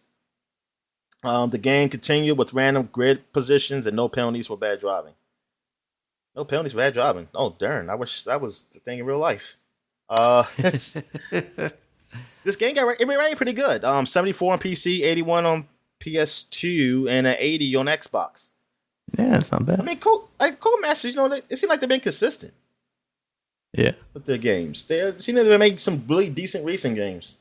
I'm going to say they'll put out something that's all right. All right, so what we have here, Super Monkey Ball 2, 20-year anniversary of Super Monkey Ball 2 on the GameCube. And now he got 2 balls. He finally got that other one. The other one finally dropped. Oh, thank goodness. All right, so I'm thinking it's more the same. I don't know what's different because I haven't really played Super Monkey Ball. It's always a game that I was super like, oh, that looks cool. And then the few times that I've tried it, it's like, this is a little more than I want to deal with. What the hell do you want to do? It confuses me, Dominic, because they want you to move the stage, and I want to move the ball. Oh, you want to move the ball? The primary objective of the game mode is to navigate the monkey trapped inside the ball from one end to the stage to the other. Players control the slant of the stage. So it looks like that's the same thing from one stage. So I don't know. Maybe they added modes. They got party games. So it looks like multiplayer 1 through 4. They got story mode. I guess you got to fight Dr. Bad Boom. I mean, that's just genius, though. They got challenge mode. It got rated pretty good. It actually won the E3 2002 Game Critic Awards for Best Puzzle / Trivia / Parlor Game. There you go. It got an 87 on Metacritic. So yeah, I mean, too much. Well, I mean, if you like that type of puzzle game, I mean, it seemed like it was good. It seemed like people really had fun with it. The last time I really seen it was like during the speed runs, on the what the hell is it called? Games Done Quick. Yeah, Games Done Quick. Yeah. It said what is here? Oh, it was nominated for GameSpot's annual Best Sound on GameCube and Game of the Year on GameCube Awards, which went to Eternal Darkness, Sandy's Rec Room, and Metroid Prime. Oh, Metroid Prime comes out this year. Yep. Just in time. It's gonna be the other Metro Prime gonna come out just in time for the anniversary. Maybe. I mean, the rumor is that game has been ready to ship for a while now. And another GameCube game. So Super Monkey Ball 2 came out the same time as Super Mario Sunshine. A day before. It came out. Super Mario Sunshine. It's the 20th anniversary of this game, which I didn't have a GameCube at the time. Even when I got a GameCube, I didn't get this game because I just like, for some reason, something about this game, because with the water jet stuff, it didn't entice me. Like, it didn't feel like, I was like, I don't want that. I just want it to be a regular Mario game. And just with this, now that I played it, it's okay. It's okay, but I think I actually probably would have liked it more if I did initially play it when it came out. Mm-hmm. But now I just can never really feel into those platform games. I mean, well, actually, that's a lie, because I did finish Mario, whatchamacallit, whatever the hell the fuck it's called on the Switch. Mario Switchware. I was like, what's it? Odyssey. Mario Odyssey. Yeah, thanks for helping me out, Dan. Damn. I said it twice. You are low. Why are you so low? I don't know. I can barely hear you. Maybe I wasn't up on the mic enough. Is this better? I mean, it's better, but I heard you louder than that. Anyway. Yes, but Sunshine, it got rated a 92 on Metacritic, so a lot of people liked it. I just think it's because it's a Mario game. And they said I don't disagree. I think at the time when those reviews happened, they were a little biased to it just being a new Mario game. I think the water pack was okay, but definitely changed things from what people wanted from, a second coming of Super Mario 64. Yeah. There are some very clever, like, we're taking the water pack away from you, and this is just a platforming level inside that game, but it's definitely not the main aspect of that game. Yeah, I feel like I would like it more if that was like a certain stage and you used it. Like, it's one of those things you use, but it's not the main. Yeah, it's not the main thing of the game. Yeah, because you look back at like a Super Mario World, and you had stages where it's like, this is the stage where you're going to need to use the cape. This is the stage where you're going to need to use the fire plant, and it would be really cool if they had done that kind of thing with one of these 3D games. Yeah, because I just kept waiting for like Super Mario 128. That's what I used to call it. Yeah. And I was it's like, yes, I want that one. And I guess that is technically kind of what they do with 64 even, because you have like the flying cap, you have the metal cap, you have the invisible cap, stuff like that. But it's not but it's not like the thing you use all the time, Exactly. Yeah. All right. So what we have here, we got SOCOM, U.S. Navy SEALs. Mm-hmm. This was PlayStation's first, like, one of their first big games, like, with the online. Like, this is when they were showing off their finally being online for people to connect with other people. I read about this game, and it didn't really interest me because it was, like, hardcore military stuff. And I was like... Yeah, it's more like Counter-Strike. But it got decent reviews out here. Like, the Metacritic for the first one got 82. And yeah, I mean, it was all right. I heard it was an all right game. I heard it was pretty cool playing with people. It just seemed like at the time when I was reading it, I felt like, oh man, this is kind of too hardcore. Like, you have to really be with people, and you have to all work together. You can't just go out shooting. I have no idea if that's really was the case. I mean, I never played a SOCOM game. Mm-hmm. Have you ever played a SOCOM game? There might have been like a demo or beta of one around the like PS3 era, but I never spent a significant amount of time with one. I just remember the commercial where it would be like the kids playing online, and then they get in the butts beat, and then they get in the butts beat by like real Marines on the other end. Oh yeah, they know all the strategies. I guess it's like this is almost like I wouldn't say a launch, but it feels like it because they got Twisted Metal Black Online also came out. Yeah, I would have loved that, but I was not getting the modem. Oh yeah, this is still the dial-up days for me, man. I did not get to the broadband days till a lot later. All right, what is this? Mafia: The City of Lost Heaven. Is this a That's just the first Mafia game. I didn't realize it had a subtitle. They must have added, maybe like Star Wars. They added it later because they sure they say in the remake edition, like the definitive editions. I mean, well, they had a remake, right? They had a remake too, right? Yeah. That's a remake one. But yeah, Mafia. Oh yeah, this is the anniversary of Mafia. Well, actually, yeah, Windows. Yeah, it's the anniversary of Mafia. Darn, I did not realize that this would be. this is it. Big week, Dominic. It's a big week. Yeah, Mafia. Yeah, I did really want to play this game. I always heard, but by the time it got to the PlayStation 2, that version was bad. I looking at that version right now, 65 Metacritic, PS2 version, which came out later. But the PC version got 88. I mean, I heard some good things about it. I was like, hey, I would like to play a Grand Theft Auto back in the old, the early, the 40s and shit like that. 30s or 40s.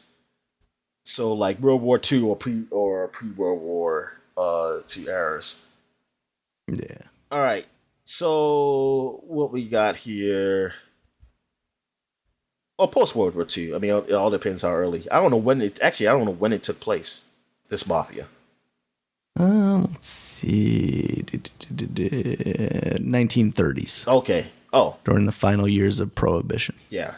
Okay. So, yeah, pre-World War. Yeah, because 2, I believe, is post-World War II, I want to say. I think I came back from the war. I forget. Or I went to prison. What's happening? One or the other.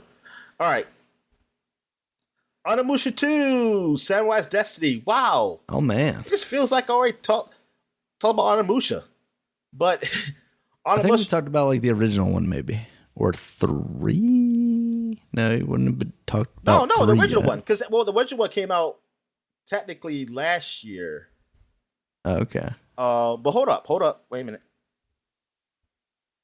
I'm trying to look at the date here. Okay, this is the North American version. I think, the first one came out last year. We saw it in a magazine, though, or something.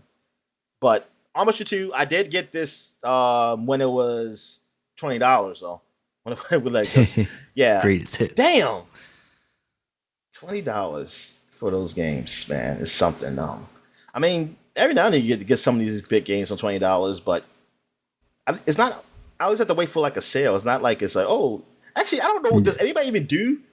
I don't think they do greatest hits and shit like that no more. Not in the same branding way anymore. Yeah, no. At least not that. Yeah. Like this game is definitively this price now. All right, so this one you play, I believe, it's years later. You play as another character. It says set up in medieval Japan. The plot revolves around a new protagonist, Jubai Yagua. I don't know. It's a Japanese name, people. Let me see what Google tells me what it says. Jubei Yabu. She could be wrong too. Who is on a quest of revenge as he battles a demon led by the Nobunaga Ada. I always see that name in like these Japanese. Oh, there's always some demon named Nobunaga. A sinister warlord who eliminated the Yagua clan. And I don't remember exactly what it had. Let me see the gameplay and stuff. It says Samurai's Destiny features a control scheme found in many survival horror games published by Capcom, mostly notably Resident Evil. It does, but it wasn't a survival horror game. Other similarities include open-ended gameplay, the use of herbs and medicine to restore health, the inclusion of puzzles, which must be solved in order to progress, hostile demons, known as the Genma, inhabit most of the area and will attack and chase Jubai. Jubai collects an assortment of short-range and long-range weapons throughout the game, including bow and a matchlock rifle. Damn, I don't remember this game at all. Like, I can't remember any of the gameplay. I kind of want to look at it again. But yeah, I did beat it. I liked it. I liked what I played of it. I did enjoy it. I enjoyed all the Onimusha games I played, 1 through 3. I always like the idea of those, like the more melee focused over the Resident Evil. Yeah, because shooting up close. It still had it where it was that fixed camera angle stuff. Mm. The only bad thing about that, I mean, is that when they hit me to another room and they're still doing shit and like, come on, man, I can't see them. But yeah, they were always fun. I enjoyed them. I don't know about the story though. That's not really memorable to me. But yeah, so darn man, yeah, it's been this is a lot more games than I thought there were that I know about. Here we go. We got Commandos 2, Men of Courage. They're courageous men. Yep, they are courageous men. They going out commando. They go to war commando style. Oh man, yeah. The chafing. This is it's one of those tactical kind of war games. It was an IDOS game. The poor man's Command and Conquer. Yeah. It got 87 on PC version. It didn't have a great score for PS2 or Xbox version. And I definitely can see that. Yeah. And this is the PS2 version, so yes, do not get this one. All right. Turok Evolution came out. Oh yeah. So I never played this one, but I want to say it was bad. I think it was bad. Yes, it was bad. Was this the PlayStation 2 version? Yes. Yeah. It was bad. Even though when I go to the website, it says the PlayStation 2 version actually came out September 1st. So I don't know. This says August 31st. So it's just a day before. How dare them? But that's a big deal, Daniel, because we do it by the months. The authenticity, Dominic. We got to keep the integrity going. But I'm guessing you still fight dinosaurs. Let me see here. Do you fight any robot dinosaurs? Like the Mecha T-Rex or something like that? It says the game had a marketing budget of $8 million. Well, they have that for development. Is that good or bad? I don't know. They just said something. There was a canceled sequel to it, Turok Evolution.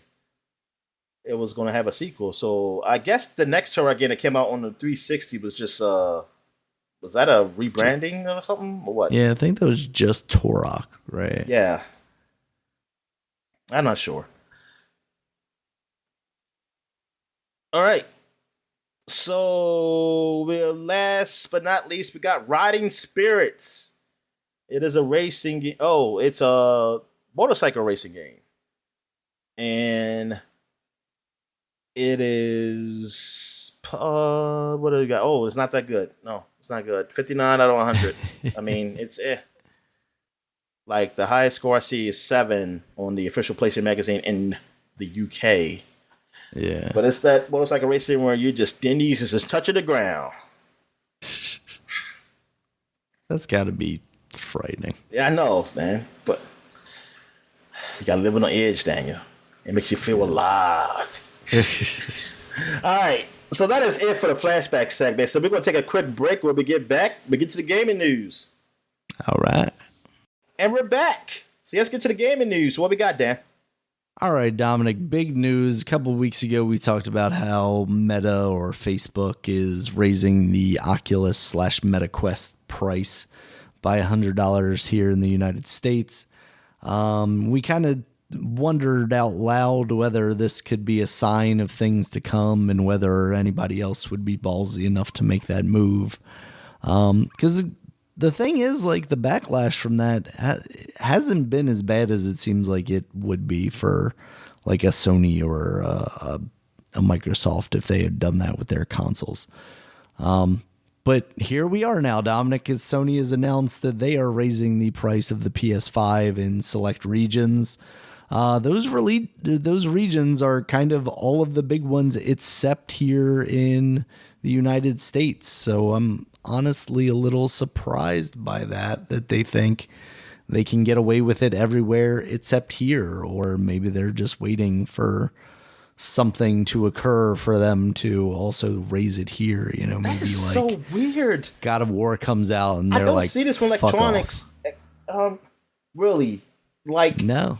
I mean, we are in like an unprecedented time where goods and services. I don't know how many times I've heard that. than... That's another phrase I'm going to have. Unprecedented times. I ain't tired of hearing people. Well, I'm explaining why that is. No, Dominic. I'm just joking. I mean, I'm not really hating you saying it. I'm just saying that you You hear that a lot now. Yeah. Yeah. Unfortunately. Unfortunately, it's true. But that's the thing. And I've heard a lot of people speculate, had Sony and Microsoft known that all this stuff was going to happen, they would have just come out at higher prices to begin with.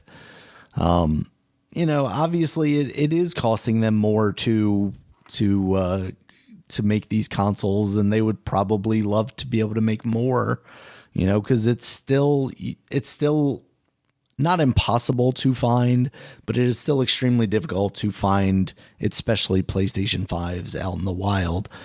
And now here we are with, countries like Canada and Mexico and the United Kingdom, territories like that, seeing these prices increase. It seems crazy to me that this is the time when we should be talking about like a PlayStation 5 Slim. It's been a couple of years that this thing's been out now, and here we are talking about these base models going up in price. Yeah, that's what I'm saying. Electronics with the Oculus, it's just like, excuse me. You expect that maybe the price will stay the same. Yeah. Like you say, okay, we're not raising the price, and we're making a new version that's a higher price. Yeah. But raising the price of the base version, that just entices me to. I mean, I'm in the U.S. Of course, we're in the U.S., so it doesn't affect us. But if I'm in those other countries, I'm thinking like, well, I'm definitely not getting one because I know it was. I know it was expensive before, and now you're gonna raise it even more. It's like, yeah. Meanwhile, people are poorer and poorer than they have been. Yeah. Because everything else is also going up. Things like necessities, like food. I know, man. I looked at how much it cost what I bought and how much I bought, and I was like, yeah, good God. I said, this, I didn't even buy that much, but this is just as much as when I go like full on blown grocery shopping. I mean, and then the fucking boxes of cereal, skinny as fucking hell. They want to call it family size. I want to beat the shit out of anybody who says that. Like, what family? What somebody go say? What family can eat this box of cereal? It'll last one whole morning. That's exactly. Like, it's this family size. So, yeah. If everybody got a bowl of cereal, it'd probably be somebody who won't get one. Who won't get none. Actually, call it family size. Kiss my ass. Yeah, this is crazy. Raising the price. Oh man. I like what the tweets. Oh, hold on. I like you talk. Like one of the tweets where when the guy said, "This is actually a good thing," because now that Sony has raised the price, they saved me money by me not buying one. Okay.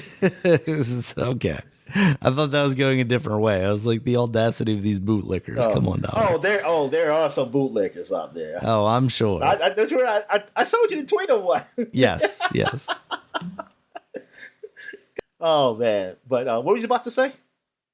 Just it's crazy that's what's happening with this, especially because I think recently they basically had said that they'd finally turned a profit on these things. So it's like, oh, so you're already making a profit on these things. Now you just want to make a little extra, huh? And look, I mean, even on Amazon, still it's still available by invitation for the Xbox Series X. I didn't even bother to go to PS4 because I feel like if the Xbox Series X is sold, the PS4 is definitely sold. I mean, I said PS4, PS5. You know what? Let me look up the PS4. Let me see. Because like I told you, I think those are just as impossible. Exactly, because I remember during COVID, I know when I was looking at an Xbox, I was saying like, how much can I get a Slim for? Because I'm tired of this Xbox. Maybe I can get a super super cheap, and they ain't had it available. I was like, oh damn. Okay, let me see what I'm looking at. Xbox. I want to look at Xbox Slim and see how. Yeah, the PlayStation 4 is on Sony's website sold out currently. All right. Oh, they put 360 Slim. Shit. Xbox One Slim. That is okay. I don't know what is it. I don't know, like it's sold from Amazon though, but it's sold for $300. Only 500 gigabits too. Man, come on. Oh wow, that's not on sale then. Because like the 1 terabyte drive. Yeah, you can't even get that, man. Yo, This is crazy. You can't give me the old systems. This is crazy how these shortages, man. Yeah. That's why we need to go all digital. Now it feels we humans like need to be digital. What's that? I say even we humans need to be digital. Everybody needs to be digital. Well, if you listen to the Zuckerberg, he wants that exact thing for you. Oh yeah, you gotta. I didn't watch that or read much about that though. Oh, the Joe Rogan interview with him. Yeah. Oh, so it was Joe Rogan. Well, I definitely don't want to watch that shit. Yeah. No, I haven't seen much of it either. Oh, I thought you were gonna have that in the news. Oh no. I mean, he talked about the new Oculus. Did he? Yeah. Okay. Oh, so I hadn't seen anything. Oh, darn. Because I mean, I know there are rumors that. Well, I don't even know if they're rumors. I know that they had talked about there being like a higher spec, but it sounded like more. I mean, is that what it's going to be, or just going to be two versions? What do you mean? Like, are they going to just focus on that one and just start making them, or is it going to be still Oculus Quest? I mean, the Quest 2. My understanding was like still Oculus Quest 2, and then there would be a more professional, more expensive, one. I forget what the code name for that was, but I don't know. I have to look into what he said about this new stuff and maybe talk about it next week. Yeah, I don't know, man. Like I really like the idea of VR, and I really like the idea of the Quest 2. Like it seems like an impressive piece of hardware. It seemed like an even more impressive piece of hardware when it was $100 cheaper. But the idea that we're kind of getting to the point where Facebook / Meta / whatever you want to call them has monopolized the market. Like I know there are other headsets out there, but they don't really feel like they're feasible competitors. And honestly, to kind of go into the next news story, Sony announced that they're coming out with the PS5 VR stuff in early 2023. Now, with this raise in price in other territories for the PS5, it just makes me think that they're going to be more willing to raise the price or launch at a higher price for this PSVR stuff. You know, I was originally thinking because it is hardware that you also need a PS5 for, they would have to come out at a cheaper price than the Oculus Quest 2 to be a competitor. And now I just don't know that that's the case. I mean, it doesn't help that the Oculus went up $100, so that gives Sony a little extra wiggle room to still come in cheaper. But I don't even know if it matters. You know, the way Sony is selling through hardware, I don't know if they care, you know, if somebody thinks it's expensive, because people think PS5s are expensive and every one they make is flying off the shelf still. So I think they're going to be ballsy with their pricing. But you know what? Oh, go ahead. I was just going to say, because they can always go down, right? They can always do the 3DS move and go, we made a mistake with this. Here's, you know, a free game or whatever. Sorry about that. Going forward, it'll be $100, $200 cheaper or whatever. But I think you're noticing that with a lot of products, that they are higher, and they're okay with it by being higher. Like there are people, because they know there are people who will buy it, and like even though it's like, oh man, it's too much for me, it's enough for somebody else that they can. Yeah, I think it's like a change in the market. I mean, that's always been Apple's ethos, right? Is like, people will buy our stuff. We'll just charge whatever we think we want for it. And eventually the market proved that to be true. And that's why you saw like the original Google Pixel phones were like $200 or something like that. And then, you know, as iPhones crept up to $1,000, now now they're like, oh yeah, the affordable Pixel phone is $500-$600 and stuff like that. And now, more recently they're getting a little bit better about it. They're finding kind of their place in the market with different levels. You have your 6, you have your 6 extra large or whatever, the bigger one, 6 Pro. But then you have like the 6A where that's kind of the middle one and it's a little bit cheaper, but it's still, $400 or $500, whereas cheap electronics used to be, $200. It's just like, oh yeah, everything is getting more expensive, and no one's getting paid more, really. No, like a lot of things. I mean, we're seeing it now, and it's going to get worse. You're going to get cut out of. Like some things going to be like, well, I just can't do this anymore, or I can't do like certain things anymore, or buy certain things. I can't buy this. I gotta change my lifestyle because I am cut out from this market. Mm-hmm. So soon I'm going to have to say I can't eat anymore. I'm saying because they cut me out the market. I just gotta learn how to survive without eating.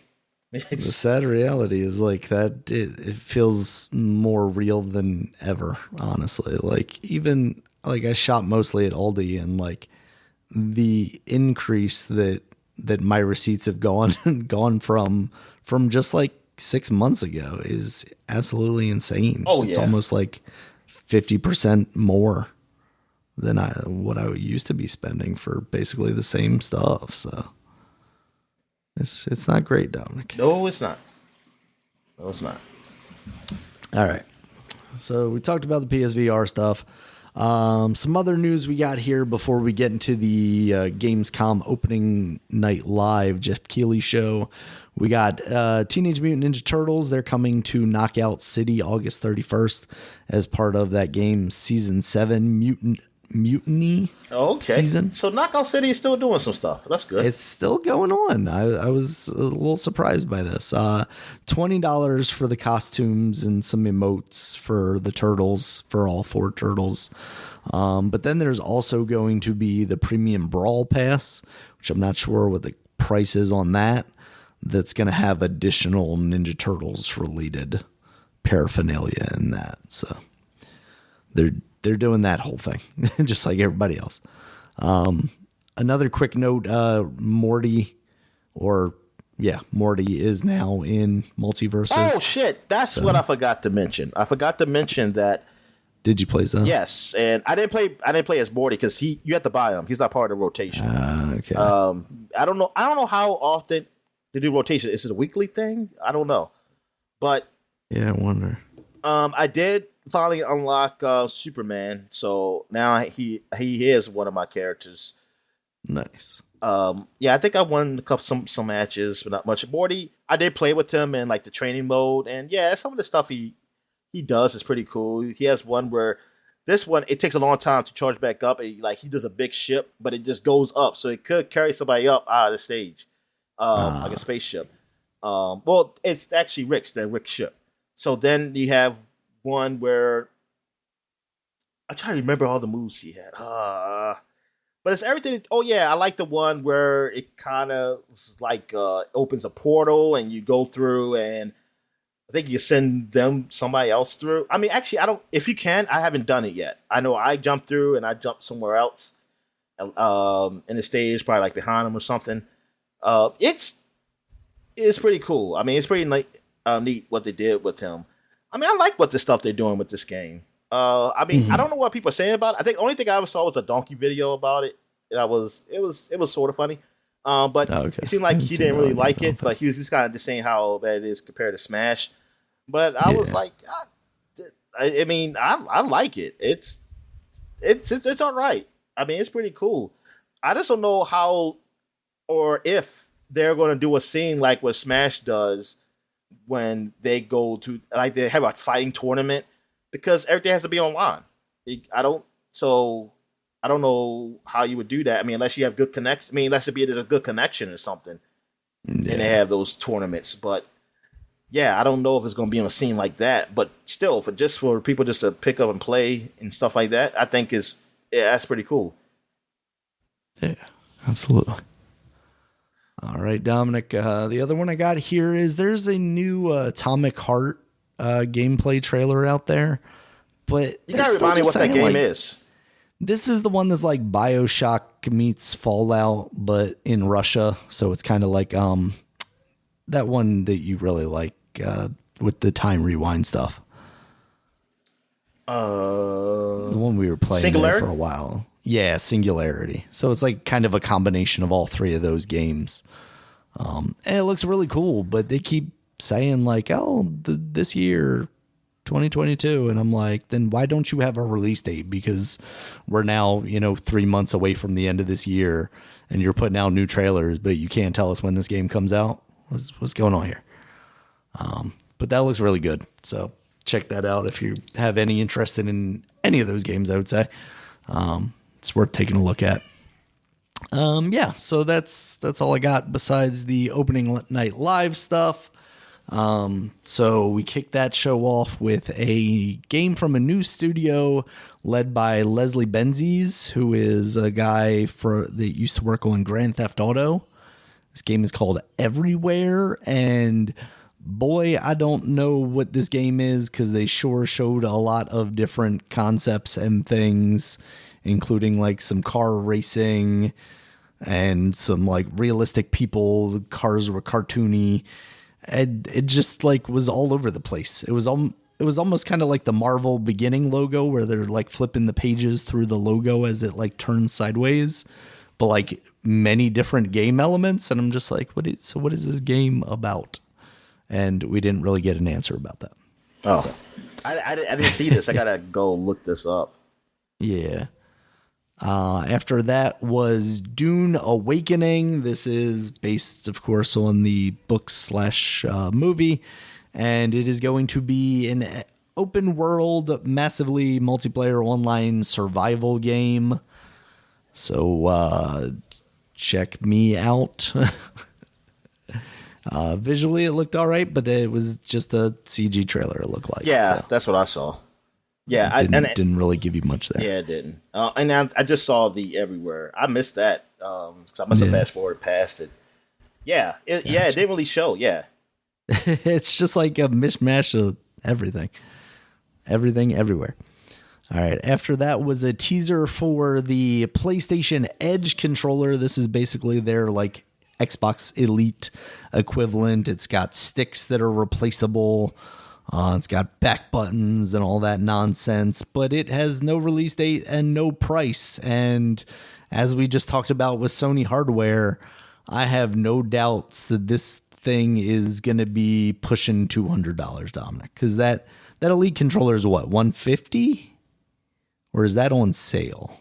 I don't. Because now I'm like questioning myself. I always thought it was like if they actually went down to 150, that's pretty good because I thought it was 200. That's what I'm thinking now. Like I'm thinking maybe that's too cheap.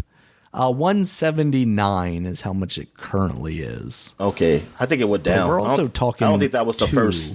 Yeah. Yeah, it's currently $154, $155. Yeah, I think it went down in price. I don't think it started out that way. Like I remember when it was first announced. Yeah. I think. Yeah, because they still don't technically have a Xbox Series X version of that yet. No. With like the extra share button and stuff like that. But there has been rumors that there's going to be a white one. I'm curious. Can you put a share button into it? Do you mean just like space wise? No, I mean like I'm sorry. Can you make one of those extra buttons on the Elite controller? Can you just make that a share button? Oh. I wonder, yeah. I wonder about that. Because you could make like the paddle button a share button if you really wanted to, I guess. Or any button, because you can like completely program that thing, right? Yeah. So, yeah, I wonder. Yeah, because like there have been rumors out that there's a white one that could be coming out soon, but it doesn't look like it adds an extra button either, because basically the place of the share button on those Elite controllers is where like the little program switcher button is. So I don't know what they would do with that, or if they're just like, hey, these are professionals that buy this. They don't need share buttons, or if they do, they can program one. But yeah, this Sony one I think is going to be buku bucks. And yeah, I don't know that I need $150 or $250 or $200. I don't need a controller at that level. I'm not a professional video gamesman, and like these controllers have been pretty damn good for the last couple of generations. What I need is them to make ones that are not going to give me stick drift. I don't want ones that, when I get stick drift, I can replace the stick with and that's the thing about this PlayStation one is like, it's a custom module that you're going to be replacing that thing with, which means they're probably going to charge like $20 for a placement stick. Meanwhile, if I have the skill and the time, I can open up a PlayStation 5 controller and replace the stick in there with something I bought off of eBay or AliExpress for, $5 for 20 of them or something. Use that, like that printer you got that over there. Yes, just print out brand new stick caps even. I'm still wondering like when we're going to start seeing the like electromagnetic replacements for these, because there's that one company that's released replacements for the Steam Deck already, but I haven't seen that you can just buy them for installation yourself in like a Joy-Con, because I'd be tempted to put them in the Joy-Con if I could, because I don't have stick drift to the point where I've felt the need to replace them, but I've definitely experienced, things moving on my screen after releasing them. Yeah. So it would be nice to be prepared for that situation. All right. After that, they showed off more of the Callisto Protocol. That is the Dead Space alike coming from the guys that worked on Dead Space. That's still coming out December 2nd. On this one, they showed him killing some monster guys and then sliding down like a trash compactor pit kind of thing, much like you see in a lot of games. They did it a lot in the more recent Tomb Raider games. And then he violently dies at the end. Yeah, that's cut in half. That was really bad. So yeah, that game very much just looks like Dead Space. I mean, to the point where, the ammo counter is kind of in the real world and your health meter is on your back. They are making one of those games. After that was the Lords of the Fallen, which I was confused by. I thought it was Lord of the Rings. I thought that was like one of those night things, whatever. Yeah. And I was like, Ring Wraith or something. Yeah. I mean, it's crazy to me because like there is that this looks like, a Dark Souls-y, Bloodborne-y kind of game. There was already that game called The Lords of the Fallen, or Lords of the Fallen, maybe there was no "the" in front of it. Yeah. That came out a couple of years ago. That was just one of those. And I forgot about that game. And then I saw, then I saw it. I said, that sounds like I heard this. And I heard Jeff Keighley say, the sequel. But they just called, so was it called Lord of the Fallen and they put the S? That's what it is? That's what I'm trying to figure out. So did he say this is a sequel to that game? It sounded like he did. Lords of the Fallen. Or something. Yeah, that game was called Lords of the Fallen. So this is the Lords of the Fallen. Oh. That's so absurd. I love that. Yeah, so that looks all right. Again, just another CG trailer. Like that's kind of what you saw a lot of on the show. After that was the announcement of Moving Out 2. That's coming out in 2023. That is the game where you're a group of movers and you're kind of doing physicsy puzzle stuff to get the stuff out of the house. Is cute. They showed off some Hogwarts Legacy after that, kind of a story trailer. You can choose the good side or the bad side. You can be a Slytherin or a Hufflepuff. Oh, I didn't know you could. Yeah. Yeah, you can kind of go down different paths, it seems like. And I wonder how that affects the story, Because, do I get to kill Harry Potter at the end? That's what I want to know. I know this is supposed to be a sequel? Years before or something. Like a sequel to Harry Potter? No, I mean, like, is it after the events of Harry Potter? It's before. Oh, okay. I think it's like 100 years before or something like that. Yeah. After that, our friend, what's his face? What is his name from Borderlands Studio? Dominic, the magician. Oh, Pitchford. Yes, Randy Pitchford. Randy Pitchford came out in the brightest clothes I have ever seen in my life. He came out and announced a new Tales from the Borderlands called New Tales from the Borderlands. His pants were yellow, but his top of the shirt was dark blue. His shirt is dark blue. Yes. Sorry, it's really just the pants. Yeah. But also it was dark blue, but it was sparkly. Yeah, it was sparkly. Yeah, it was. Yeah. He is a magician, man. Like, he is always doing the distraction thing, you know, because he could definitely pull a coin out of my ear and I wouldn't even notice it because I'll be looking at his pants. But yeah, New Tales from the Borderlands game, Dominic. You really like that game. What do you think? Well, it's new characters. I mean, yes, I like it, but I kind of wanted the sequel to that one to know what happened to the characters. Well, technically, I guess you learned something. I was going to say they used them in 3 though, yeah, right? And I think that ruined it. Yeah. That ruined it to me. But still, I want to know what happened in between the time because I still haven't seen the 2 women who were in it. The sisters. Maybe they'll tie that stuff in somehow. Yeah. I really want a sequel to that.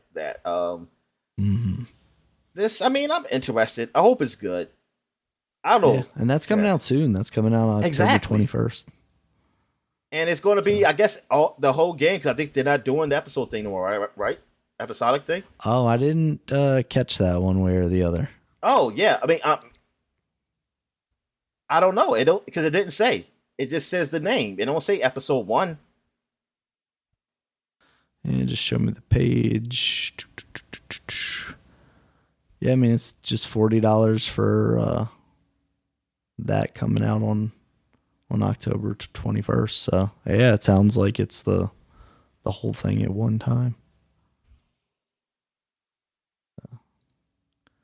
Yeah, I mean, I think that's the right direction to go. I think Telltale was doing that for a very specific reason.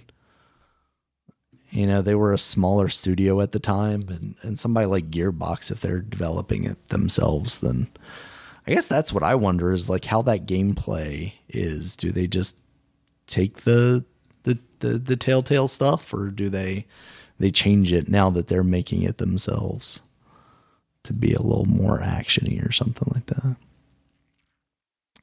All right, Dominic, after that was Dying Light 2 DLC. It's called Bloody Ties. It seems like kind of arena combat stuff, like Gladiator almost. So that looks all right. After that were 2 games that I'm pretty sure were just commercials.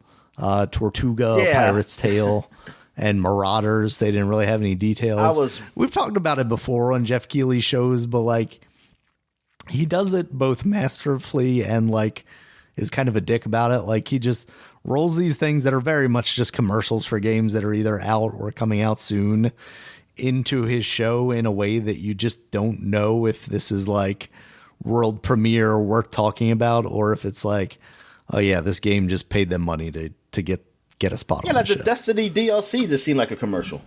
Yeah. And that Destiny DLC just looks crazy. Like I don't know what Destiny is anymore, because I very much was looking at that and I'm like, what is this game? Is this a new thing? Is this Destiny? And then they came up as Destiny. I was like, okay, because there's like a lot of melee stuff, and it was just weird. It looked very weird.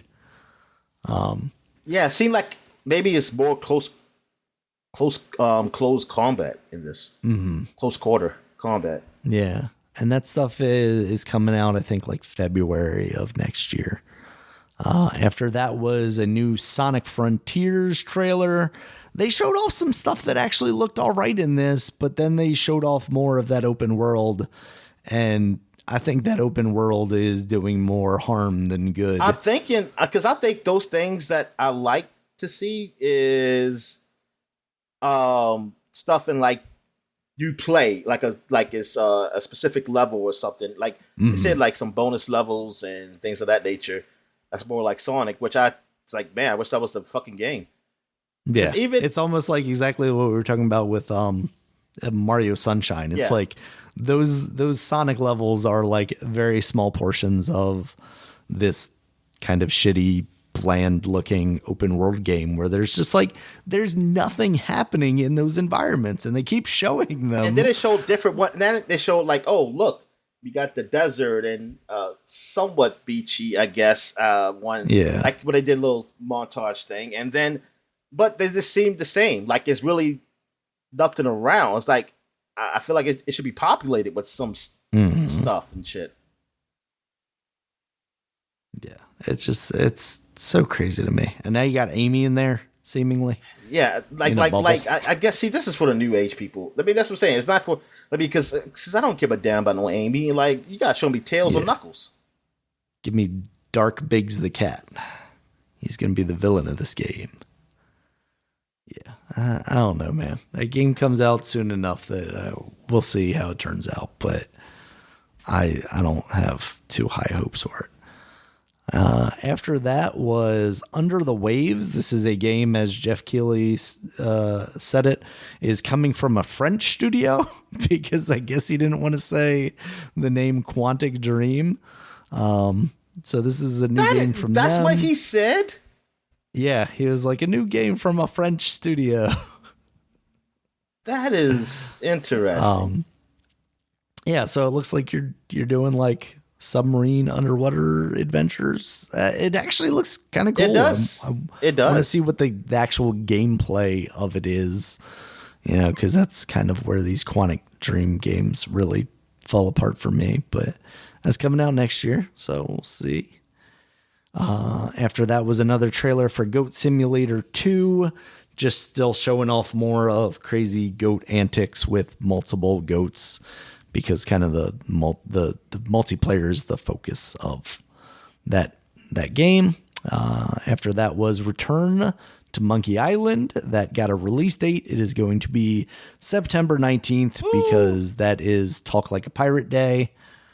So I didn't know that was a thing. Where the hell? There's a day for everything, Dominic, I swear. And depending on like what calendar you look at, there are like 70 different national pizza days or something like that. Exactly. Yeah, I was thinking like, it's actually ice cream day. I could have sworn I heard of that earlier, but I don't know. But it's a, like you say, it's a day for everything. And it's some days, it's multiple things. I mean, a lot of the days is multiple things. Probably every day is multiple things of that day. Yep. All right. So next up, this is a new game from the Subnautica studio, Unknown Worlds. It's called Moonbreaker, and it's like a tabletop miniatures game. Like you can even paint your miniatures in it, and then you play it as like a strategy game. Seems kind of cool. Okay. I looked at this. I mean, it's interesting, I will say. Like, I do like the whole thing. Like, it's like you're playing with miniatures. Yeah. And it's moving. But then I'm thinking, like, I still want them just to move. I want them to have actual animations. Yeah. I think I'm more intrigued by the actual, like, miniature painting part, just because it's like, then I don't have to have, like, actual miniatures and paint and steady hands. That's the thing. To do that kind of stuff. Can I look at it like I actually have miniatures just digitally, or like just look at your collection. Yeah, I can't. Do I have to actually play this game? I don't know. It's like, will I be into that? I don't know if I'll be into. Yeah. Like, you know what? I mean, it's like I said, it's cute how they make it like it's miniatures moving around and then shooting and stuff like that. They do have shooting animation stuff, so that's good. I don't know. And this is from the guy who did what game? Subnautica. Yes, totally different. I mean, they said I even know the first game he did. He said, I forgot what it was. He said how that was different, so different from Subnautica. But we did great, so hopefully we can do it again. And I didn't even know about the first game. So, but this is definitely different from Subnautica. Absolutely. All right, next up, Dominic, was Friends versus Friends. This had kind of an interesting trailer of like these weird cartoony animals doing ultra violence on each other. And then the gameplay was like, wasn't there already a game called super Friends shell versus shaded. Friends? What's that? What's that game called on the phone? Friends. Oh, is it called? what's it called? Something with friends. Words with friends. That's what it's called. Words with friends. Yeah. Yeah. So the actual gameplay that they showed briefly of this looked pretty bad in my opinion. You know, the trailer that they played ahead of it looked all right. Yeah, the trailer. Yeah, I saw the game. Gameplay looked real bad. So, if you're into furries, this seems like a game for you. Should be furries versus friends, but I don't know. All right, next up, Dominic, was Lies of P. This is coming to Game Pass day one. I think we had previously seen a little bit of this. This is a Bloodborne style game. You play as Pinocchio, and it's very serious, dark Pinocchio. And that's coming out next year. Yeah. What do you think? I mean, it looks good. It looks good, but being that it's Bloodborne or Dark Soulsy or Elden Ringy, it's not. It's I don't know if it'd be my cup of tea, but I mean, it looks. But see, it has a story, so it might keep me going. I'm interested in the story about this Pinocchio. I want to see what it's like when I go in the whale. Do I do that in this game? Well, actually, I mean, because you're older now, so you already done the whale stuff. You're already the boy. Yeah. Yeah, I guess that's true. He's got a weird blade hand, too. Gauntlet hand. Every time I see that title, I always think of Life of Pi or something like that. It's doing its job, then. All right. After that, Dominic, was Stranded Alien Dawn. This is an early access game, or this is a survival game coming to early access in October. Didn't do anything for me, the trailer. So yeah, I don't know what. I guess what is it? A survival game? Yeah, just another one of those survival games. This is the one that. I think this is like almost isometric, like Sims view. Like top downy looking thing. I mean, do like you farm and stuff, but yeah, that means it's okay. Yeah, Stardew-ish, I guess. After that was Atlas Fallen. This is coming out in 2023. It looked kind of cool. You were like skimming across the sand, almost like Journey. You're moving around. Real agile like. They show gameplay? Let's see. A little bit. They show a little bit. Yes, it did. Yeah. Yes, you are skimming it. Yeah. But also, you're just like, it also kind of looks like Bloodborne. Is it Dark Souls? And now, is it multiplayer or something? Because I see more than one person. I believe it is. Yeah, I think there's co-op in there. So. That looks all right. It looks a little more action-y than it does like a Dark Souls. So that could be all right. After that was Homeland 3. That's coming out first half of 2023. That is the like spaceship kind of 5X or whatever. I've always been interested in playing that game. Yeah.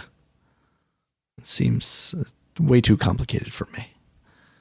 That's how I've always felt. After that, we had Genshin Impact. There's a Rainforest Nation that they're adding to the game as well as like, some ancient stuff. Yeah.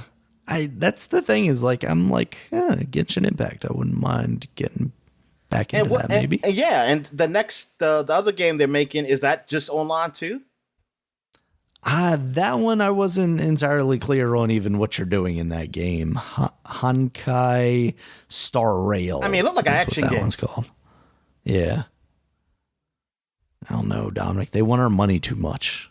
They're like, oh yeah, just put you online and then we'll give you spins or something.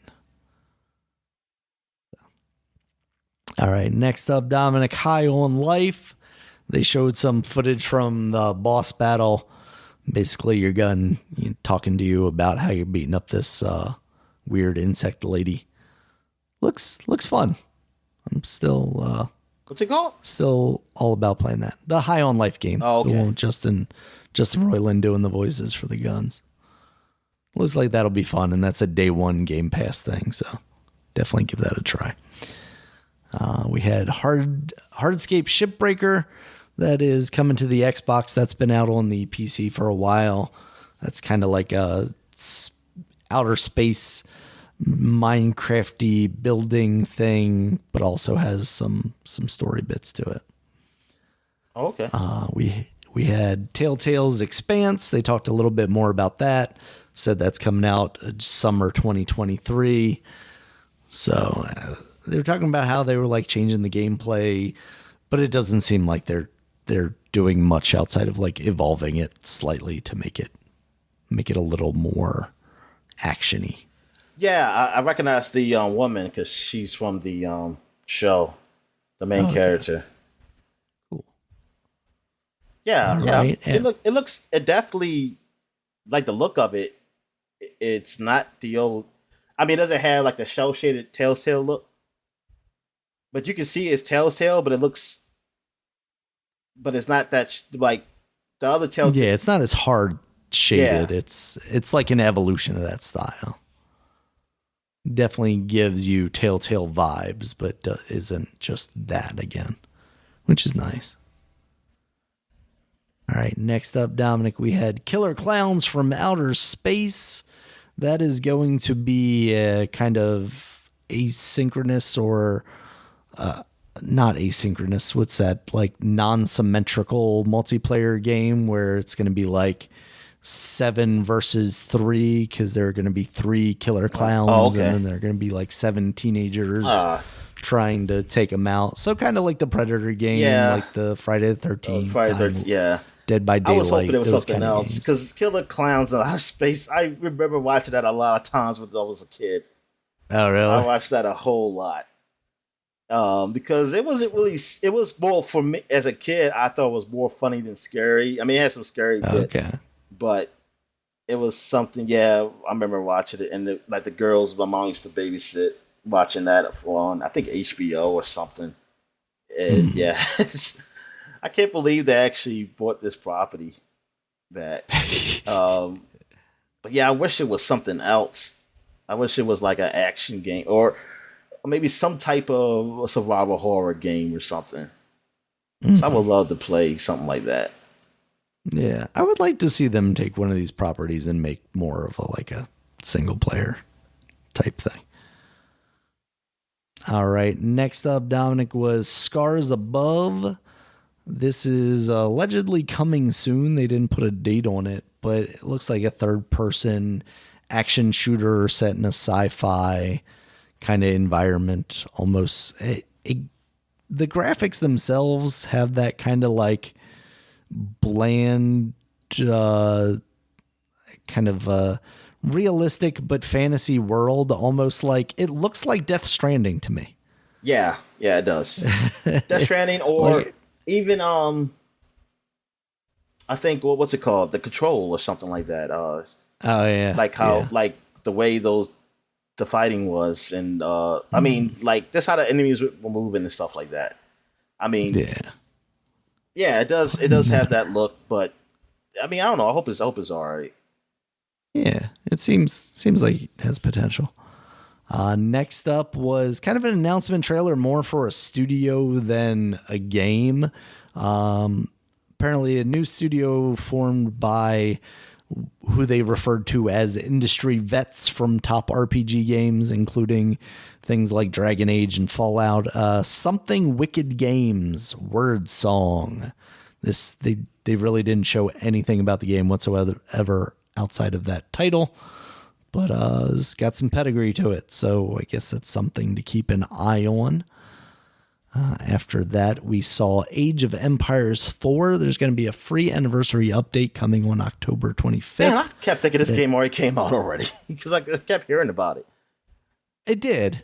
Yeah, it's just it's an anniversary update. Oh, okay. Yeah, so they're adding the Ottomans and the Malians to it. 2 new civilizations. Okay. So yeah, that game's been out. We saw after that Gotham Knights, just another trailer, including villains such as Clayface, Harley, and Mr. Freeze. They didn't show anything new or different about it there. It's just another kind of story trailer. It still looks all right. I'm not super hyped for it. But the cop lady? Is that Montoya? I don't know. Actually, I was going to ask you. I forgot to remember to ask you about that. Because, yeah, she's like taking over for Gordon because Gordon's gone too, I guess. Yeah. So maybe he's dead with Batman. I don't know. I mean, the only woman I know is always Montoya. Okay. The cop lady who was with Gordon. That's the only woman I really know. Yeah, because she's gonna help the bats, I guess. And I know, remembering back to like the Batman games, the Arkham games, like Bruce always looked kind of weird, but man, the Red Hood, when he doesn't have his red hood on, just looks like this weird beast of a man. Like his proportions are way off. It looks like Chris Redfield from now. Is this part of the Arkham universe? I guess. I don't know if it's like canon though. Oh, you know what I mean? Yeah, like, because unless this is another girl playing Batgirl, Gordon was in a wheelchair. Barbara Gordon. Yeah. But now, if you're going by the new comic, she was in the wheelchair, but she's out. She got better. Oh. Like it's been Batgirl. Nice. It's been regular Batgirl since at least 2012. As far as the New 52. The New 52 came out. Right. Batgirl was walking. Interesting. I mean, it's comics. You can do whatever you want, right? Like, throw some robot legs on her, for God's sake. I mean, it's been over a decade since she's been walking now. Gotcha. I mean, even though some people, I mean, they liked her as Oracle because of story 2, but I didn't read the comics then. The comic I remember seeing, she still had legs. I was younger. All right, Dominic. Next up was Where Winds Meet. This kind of looked like Crouching Tiger, Hidden Dragon meets a Dark Souls-esque game. I feel like I'm going to say that a lot here. But it had you like running across the water and maybe a little more action-y than that game. Maybe like a Sekiro kind of thing. It looked really cool from the trailer that they had there. What did you think of that? What's it called again? Where Winds Meet. Oh, okay. I think this one's developed by it really does. Studio. Is it supposed to be like a Sekiro? I think it's more deliberate combat like that, but it gave me like strong Assassin's Creed vibes with how like mobile your character seemed to be. I don't know. The fighting it does give me that feel, that kind of Sekiro-ish feel. Yeah, it seems like it might be one of those hard games. See, you know what? If these games were if they're on PC, I will be okay because I'll just put cheats on. They just need the accessibility options, like a lot of games are adding now. Daniel, you don't need codes. People say you shouldn't do that. The developers, I don't care what they say I should do. You shouldn't. This is their developers. This is what they want. They shouldn't cater to your needs. I know. I think that's the Witcher at the end of the video. Some dude with white hair. It just looks like it's a crossover. Yep. All right, Dominic. Speaking of catering to my needs, I need another podcast. And Jeff Keighley's best friend, Hideo Kojima. I saw that. He's not obliged. I was like, he is making an exclusive. I don't know if it's going to be exclusive, but he is making a podcast for Spotify.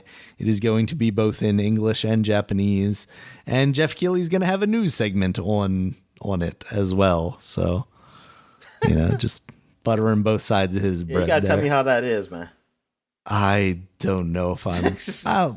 If I remember when it comes out and I don't have to listen to it through Spotify, because Spotify is like podcast stuff.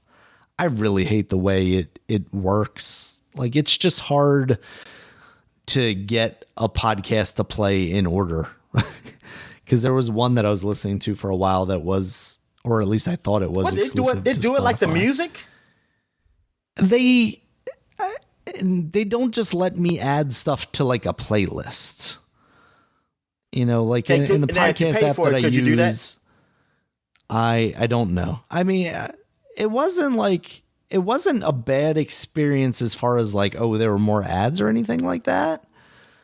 Listening to it for free. I mean, maybe there were, and I just didn't know because I wasn't paying for it. And, I'm so used to like some of the podcasts that I listen to. There's one wrestling podcast that I listen to that like, I can't believe I'm still listening to it because there's an ad every like 10 minutes. And for a while there, they were doing it like, actually, no, still they have a computer enter them, I guess. So it'll literally cut off in the middle of a word and go to an ad and then come back and finish that word. Like in the middle of words, in the middle of sentences, they're just like, and then they'll play like the same ad 2 times in a row. It's awful. But like, I like the guy's personalities just enough where I'm like, I still want to listen to this, but I also don't want to pay for Patreon to get the ad-free version. Are you going to talk about this Pokemon car? Yes. Do you want to talk about the Pokemon card? I mean, yeah, because I didn't know about it. Yes. Real quick though, Park Beyond, that came up before the Pokemon car. That's 2023. That looks like a park builder. Build cool roller coasters. That's from Bandai Namco. All right. So the Mini Aceman Dominic. I had actually seen this car a couple of weeks ago because I kind of keep up on the electric car scene. As I feel like I need to get closer and closer to buying a new car myself. And they showed this off. It's a concept car still. It's basically just an electric Mini. But now here on Opening Night Live, they showed off, I guess, the Pikachu edition, which the outside doesn't look like the old Pikachu bug or anything like that. That would actually be quite hilarious. But like they had graphics on the screen with Pikachu on it. And now I don't know how real this part was or if they just don't explain it and people were making assumptions, but it seems like there's a projector in the front of that car because in the video they're projecting Pokemon onto a wall to play it. And the guy who was talking to Jeff Keighley about it was basically saying like they want to make your car into a piece of video game technology. And it just seems so too much for me, Dominic. Yeah, like, yeah, exactly. It's like I definitely do not need my car to just be like an extension of my video game lifestyle. That is the one place where I don't need that to necessarily be the case. I just need it to be a very good functional car and also, you know, have a decent media playback situation, because that's where a lot of these cars still fall short because they don't just use like Android or something like that. That seems like a decent car as far as just like electric cars go. I've never been a huge Mini fan. Like I don't need an enormous car, but Minis have always felt like a little too small to me. And as I get older and it's harder to get lower end cars, it's huge compared to a smart car.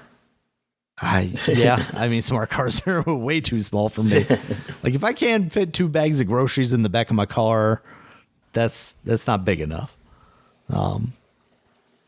So yeah, it's going to be interesting. That car still feels like it's a good ways off. Like we're talking like a year and a half before that's going to be in anyone's, you know, dealership. And by that time, a lot of the concepts that you see in that car, you probably won't see in the production model of that car. Now, the Pokemon stuff might still be there. You know, a lot of it, like I said, seems like it's just fancy graphics packages and whatnot. And, you know, upcharge a couple $1,000s for that. Sure, you'll get some people. Throw a tail on it, maybe you'll get me. I don't know. But yeah, I think it's so funny, the stuff that Jeff Keighley gets on these shows. Like, He just wants everybody's money. All right. After that was a trailer for Dwarf Romantic. This is a PC game that's been out there for a while now. Kind of a strategy thing, I think. And that's coming to the Switch on September 29th. That looks cute. I don't know a lot about it, but the art style is very like whimsical.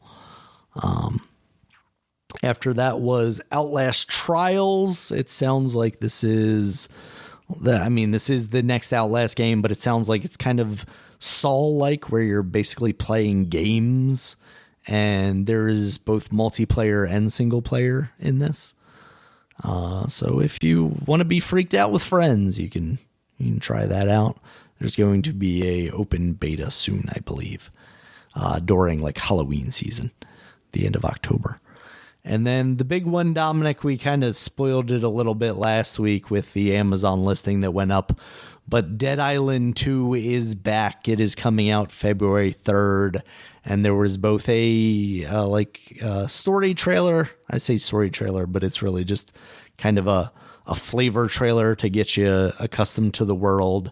And then they also showed a gameplay trailer of just brutally killing zombies. What'd you think? I mean, it was a nice trailer. Worth the wait. But like I said before, I don't know if I don't care to play this right now. I mean, maybe when it comes out, but I don't. It's like this took forever.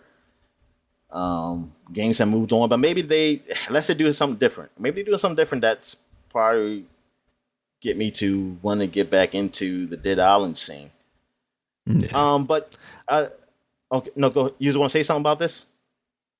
I was just gonna ask, did you see anything in the trailer that indicated they're doing anything? No, looks like interesting with it. No, it just looks like more of that game. Yeah. And Dying Light, which is the game from the people that made that first game, already came out and did do something different. So it very much feels like they're just releasing this game to release this game. Like, no offense to the developers, but it doesn't seem like anything new is coming from this game. Yeah. Which is disappointing. I think I'm trying to see this game. They did show more Dark Tide. Yes, they did. Warhammer. That looked pretty good. Like, I really want to play that game. And this is the game. I was trying to find the game you were talking about. Was it Blacktail? The one you were talking about? I didn't mention that. I had that on here because it looked kind of cool, but then it seemed like one of the commercial style advertisement things, and I also didn't know much about it. Yeah, I'm trying to find that. What's the one that looks? You said looks whimsical. Dwarf Romantic, DORF, and romantic with a K at the end. And what did you do in that game? So it is, according to Steam, a peaceful building strategy and puzzle game. Okay, I am not looking at that game.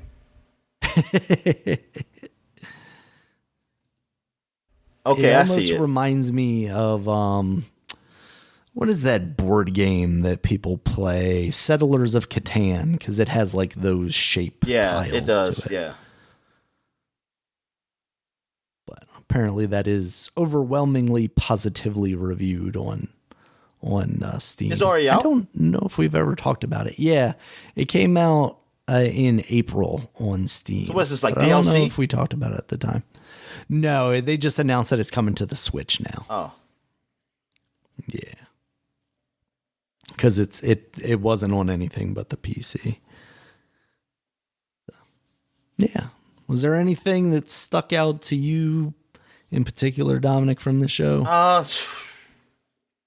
Not really. But the Dark Tide, when does that come out? When does that come out? I feel like it's relatively soon. Oh, Warhammer Dark Tide.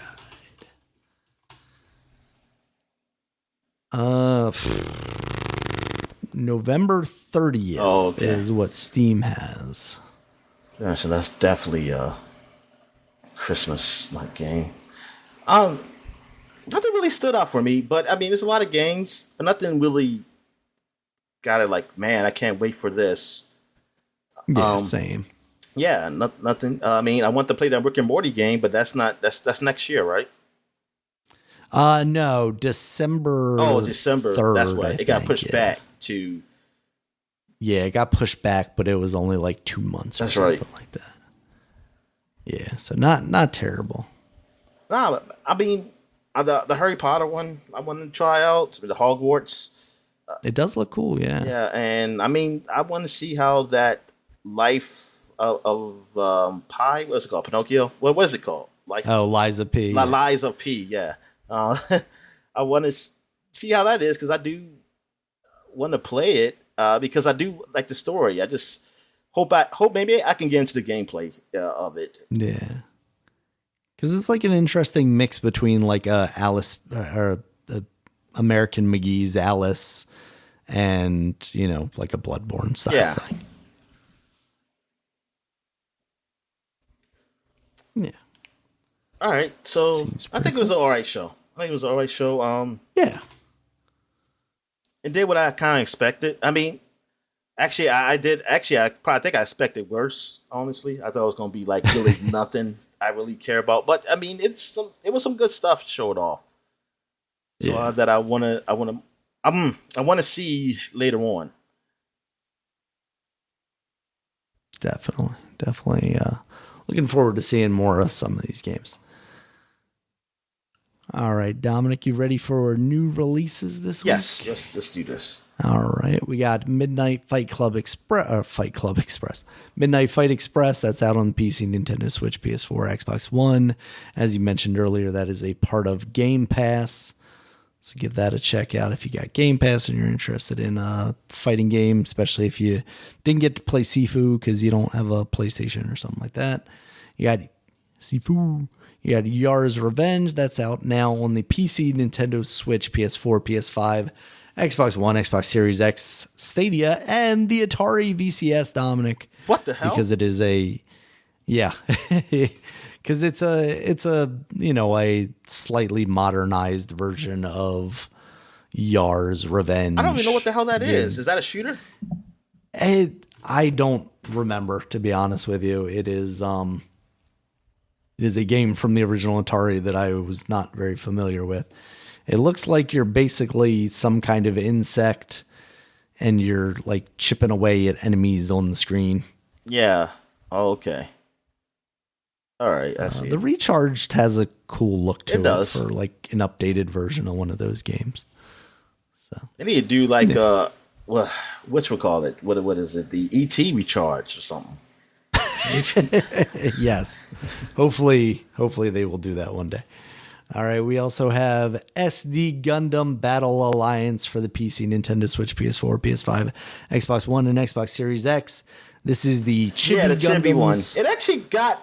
I mean, the reviews I did see. I mean, they thought it was okay.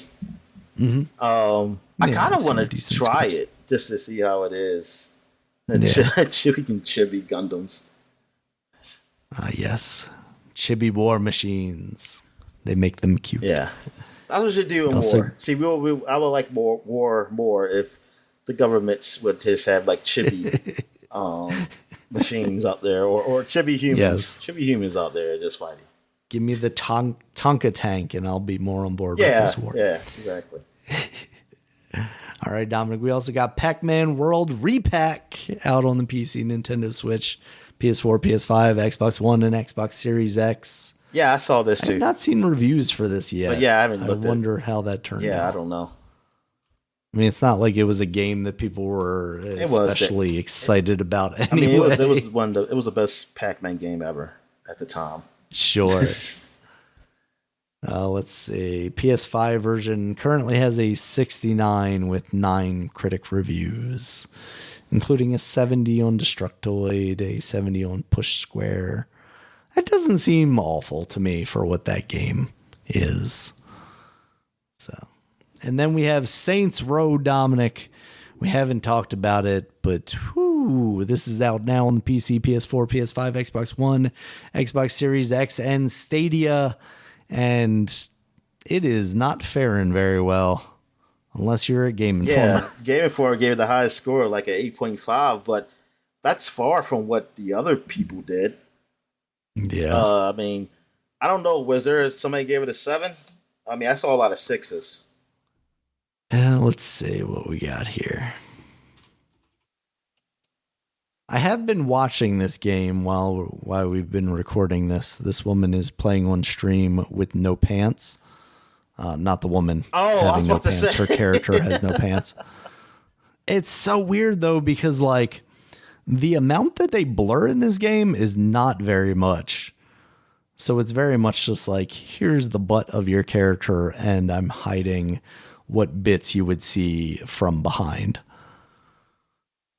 So let's see. Critic reviews. Gaming Nexus also gave it a 95. Why didn't have Game IGN Informer? Japan. I'm just saying, why don't I have the Game Informer one? Oh, which one I'm on? PlayStation 5. I mean, it's going to be the same score. Why don't they have that on the front of the critics? Like, that was 8.5. They skipped to Game Byte. Right. Yeah. I don't get the Metacritic. I don't get how they... I've always never understood like how they sort by what I'm seeing. Yeah, and the initial screen. You have to, if you hit the critic reviews, then they... Well, actually, no, I don't see Game Informer up here. Did Game Informer say that we don't put us on Metacritic? I don't know. I feel like I see them on there usually. I mean, maybe they're not under PS5. But I was going to say, could it just be that they're playing a different one? Let's see. What version would they be? Is that what he said? Did he do Xbox? Yeah, I guess they put on my Xbox Series X version. Okay. Oh, yeah, right there. Right up top. I feel like you should put, if they specifically said, like, look, this is going to be across board or something like that. Just put it on all. It's weird because it feels like there should be like an overall score on Metacritic, right? Yeah. But like you do also appreciate the consoleized ones because sometimes those versions are just worse. So I don't know. That's a hard problem to solve, I feel like. Because like depending on the situation, I would want to see one or the other. But yeah. Yeah, that game is... It just seems like Destroy Toy gave it an 80. Needed more time in the oven. That's not bad. I mean, from what I've been watching of this game, it doesn't seem terrible. I've definitely seen some glitches where like the character models just aren't there for some reason. But I don't know. The world has like this interesting kind of blandness to it. Like the color saturation, I think, makes it a little duller. But like the actual world seems all right. I know people have said the graphics look bad or like, older, but I'm not necessarily seeing that. Like I think it looks like a fine modern game. There's definitely been some like draw distance haziness, but I don't know what system this woman is playing on, to be honest with you. So I don't know. I think it seems fine. I'm not going to go out there recommending it because obviously I haven't played it, but this seems like something you might be into and read some reviews and it might be all right. I fully expect this game to end up being either on Game Pass pretty quickly or a free game or PlayStation's offering now that they have something, or like one of these Amazon Twitch loot drop games or something like that pretty quickly, or an Epic Store. I was telling you, like Epic Store every year seems to do like between Christmas and New Year's, like one big game every day. And I would not be surprised if this got to that level that quickly. Yeah, I can see that. I can definitely see that, one of those things with this game. I'm looking at it now, finally. Yeah. And it seems adequate. But for $70, I don't know that I would. 70. I guess, is it still Xbox game still 60? Yeah, that shit is so complicated now. I don't even know anymore. Let's see what GameStop has it listed as. If GameStop even sells games anymore, they're selling me Super Anime Weekend, a whole bunch of anime figures, and Sailor Moon Monopoly. Which, you know what? I'm here for. Saints Row. Okay, maybe I was wrong. The PS5 version is listed as $60 on here, so that's what's getting me is like, is it then just Sony first party games that are $70? Yeah, they're better quality. I mean, that's what they'll tell you, and honestly, in a lot of cases, that's true. But it's still like it. They've made it very complicated to like just know what the price of a thing is, because there are definitely some PS5 games out there that have followed their lead, and I don't know what those are. Let's see what happens when I just type in PlayStation 5 games on, like Madden. I knew that was going to be one. Madden is $70. Hogwarts Legacy Deluxe Edition is $80. That's not the Madden like Super Edition. No, this is just the regular Madden one. Yeah, Madden six-legged turkey edition. No, NBA 2K 23 $70. NHL 23 $70. Ain't nobody paying $70 for NHL 23. Come on now. We didn't talk about this, Dominic, but I think we talked about the deal originally that Tiger Woods was teaming up with 2K, but he is going to be on the cover of 2K23. Yeah. So, however many years it's been since he had his EA game, he is now back on the cover of a sports game. But these golf games also have like the ones that are done by what is Saudi Arabia, like the ones promoted by the Saudi Arabia company. I don't know. Because a lot of people joined. I mean, there's quite a few golfers that joined that tour. Now I don't know if they can't join. They can't join the regular PGA. I know Tiger Woods had turned it down. They was going to pay him. Oh shit! I forgot how much money it was going to pay. It was a lot. Was it $500 million? I was going to say I would not be surprised if they would just give him infinity dollars. More than $500 million. Something I know. The way that they pay WWE for people and the people that they're usually asking for, which are usually people like 20 years past their prime, I have no doubts that, them getting Tiger Woods would be like the biggest event in that country ever. Yeah. But for me, like people saying that they should, like they try to make it like this is wrong for them to go play for this country. They say, look, because of the civil rights and everything, and even that hit that happened. But I'm just saying that, dude, you're making me like, so I have to pretend like we don't do anything. Like what? I'm sorry. I don't see. I'm not in denial so much that to think like all these countries have done. I mean, a lot of these countries have done something wrong, including the one I'm living at. So I'm sorry. I don't see it as any different. You can say, oh, it's blood money. What the fuck kind of money I'm getting paid from PGA? Yeah. I mean, I would say that some people would be against it because what they're doing is basically they're buying propaganda. Like you would see, especially on that first WWE show, it was basically like, hey, we're the greatest country in the world. And we've got these people, we've got Corey Graves saying that on commentary every 5 minutes. Now, to your point though, like, isn't that what they're doing on the NFL when they're playing the national anthem before the game and all that stuff? So yeah, it's really hard to say one thing is much worse than the other, especially when, I mean, it's not that hard. People do it all the time. I mean, sure, but like realistically yeah, it's like we're the good guys. They're the bad guys. Yeah. That's not to say, they aren't doing bad things. Like, are we not getting oil from over there?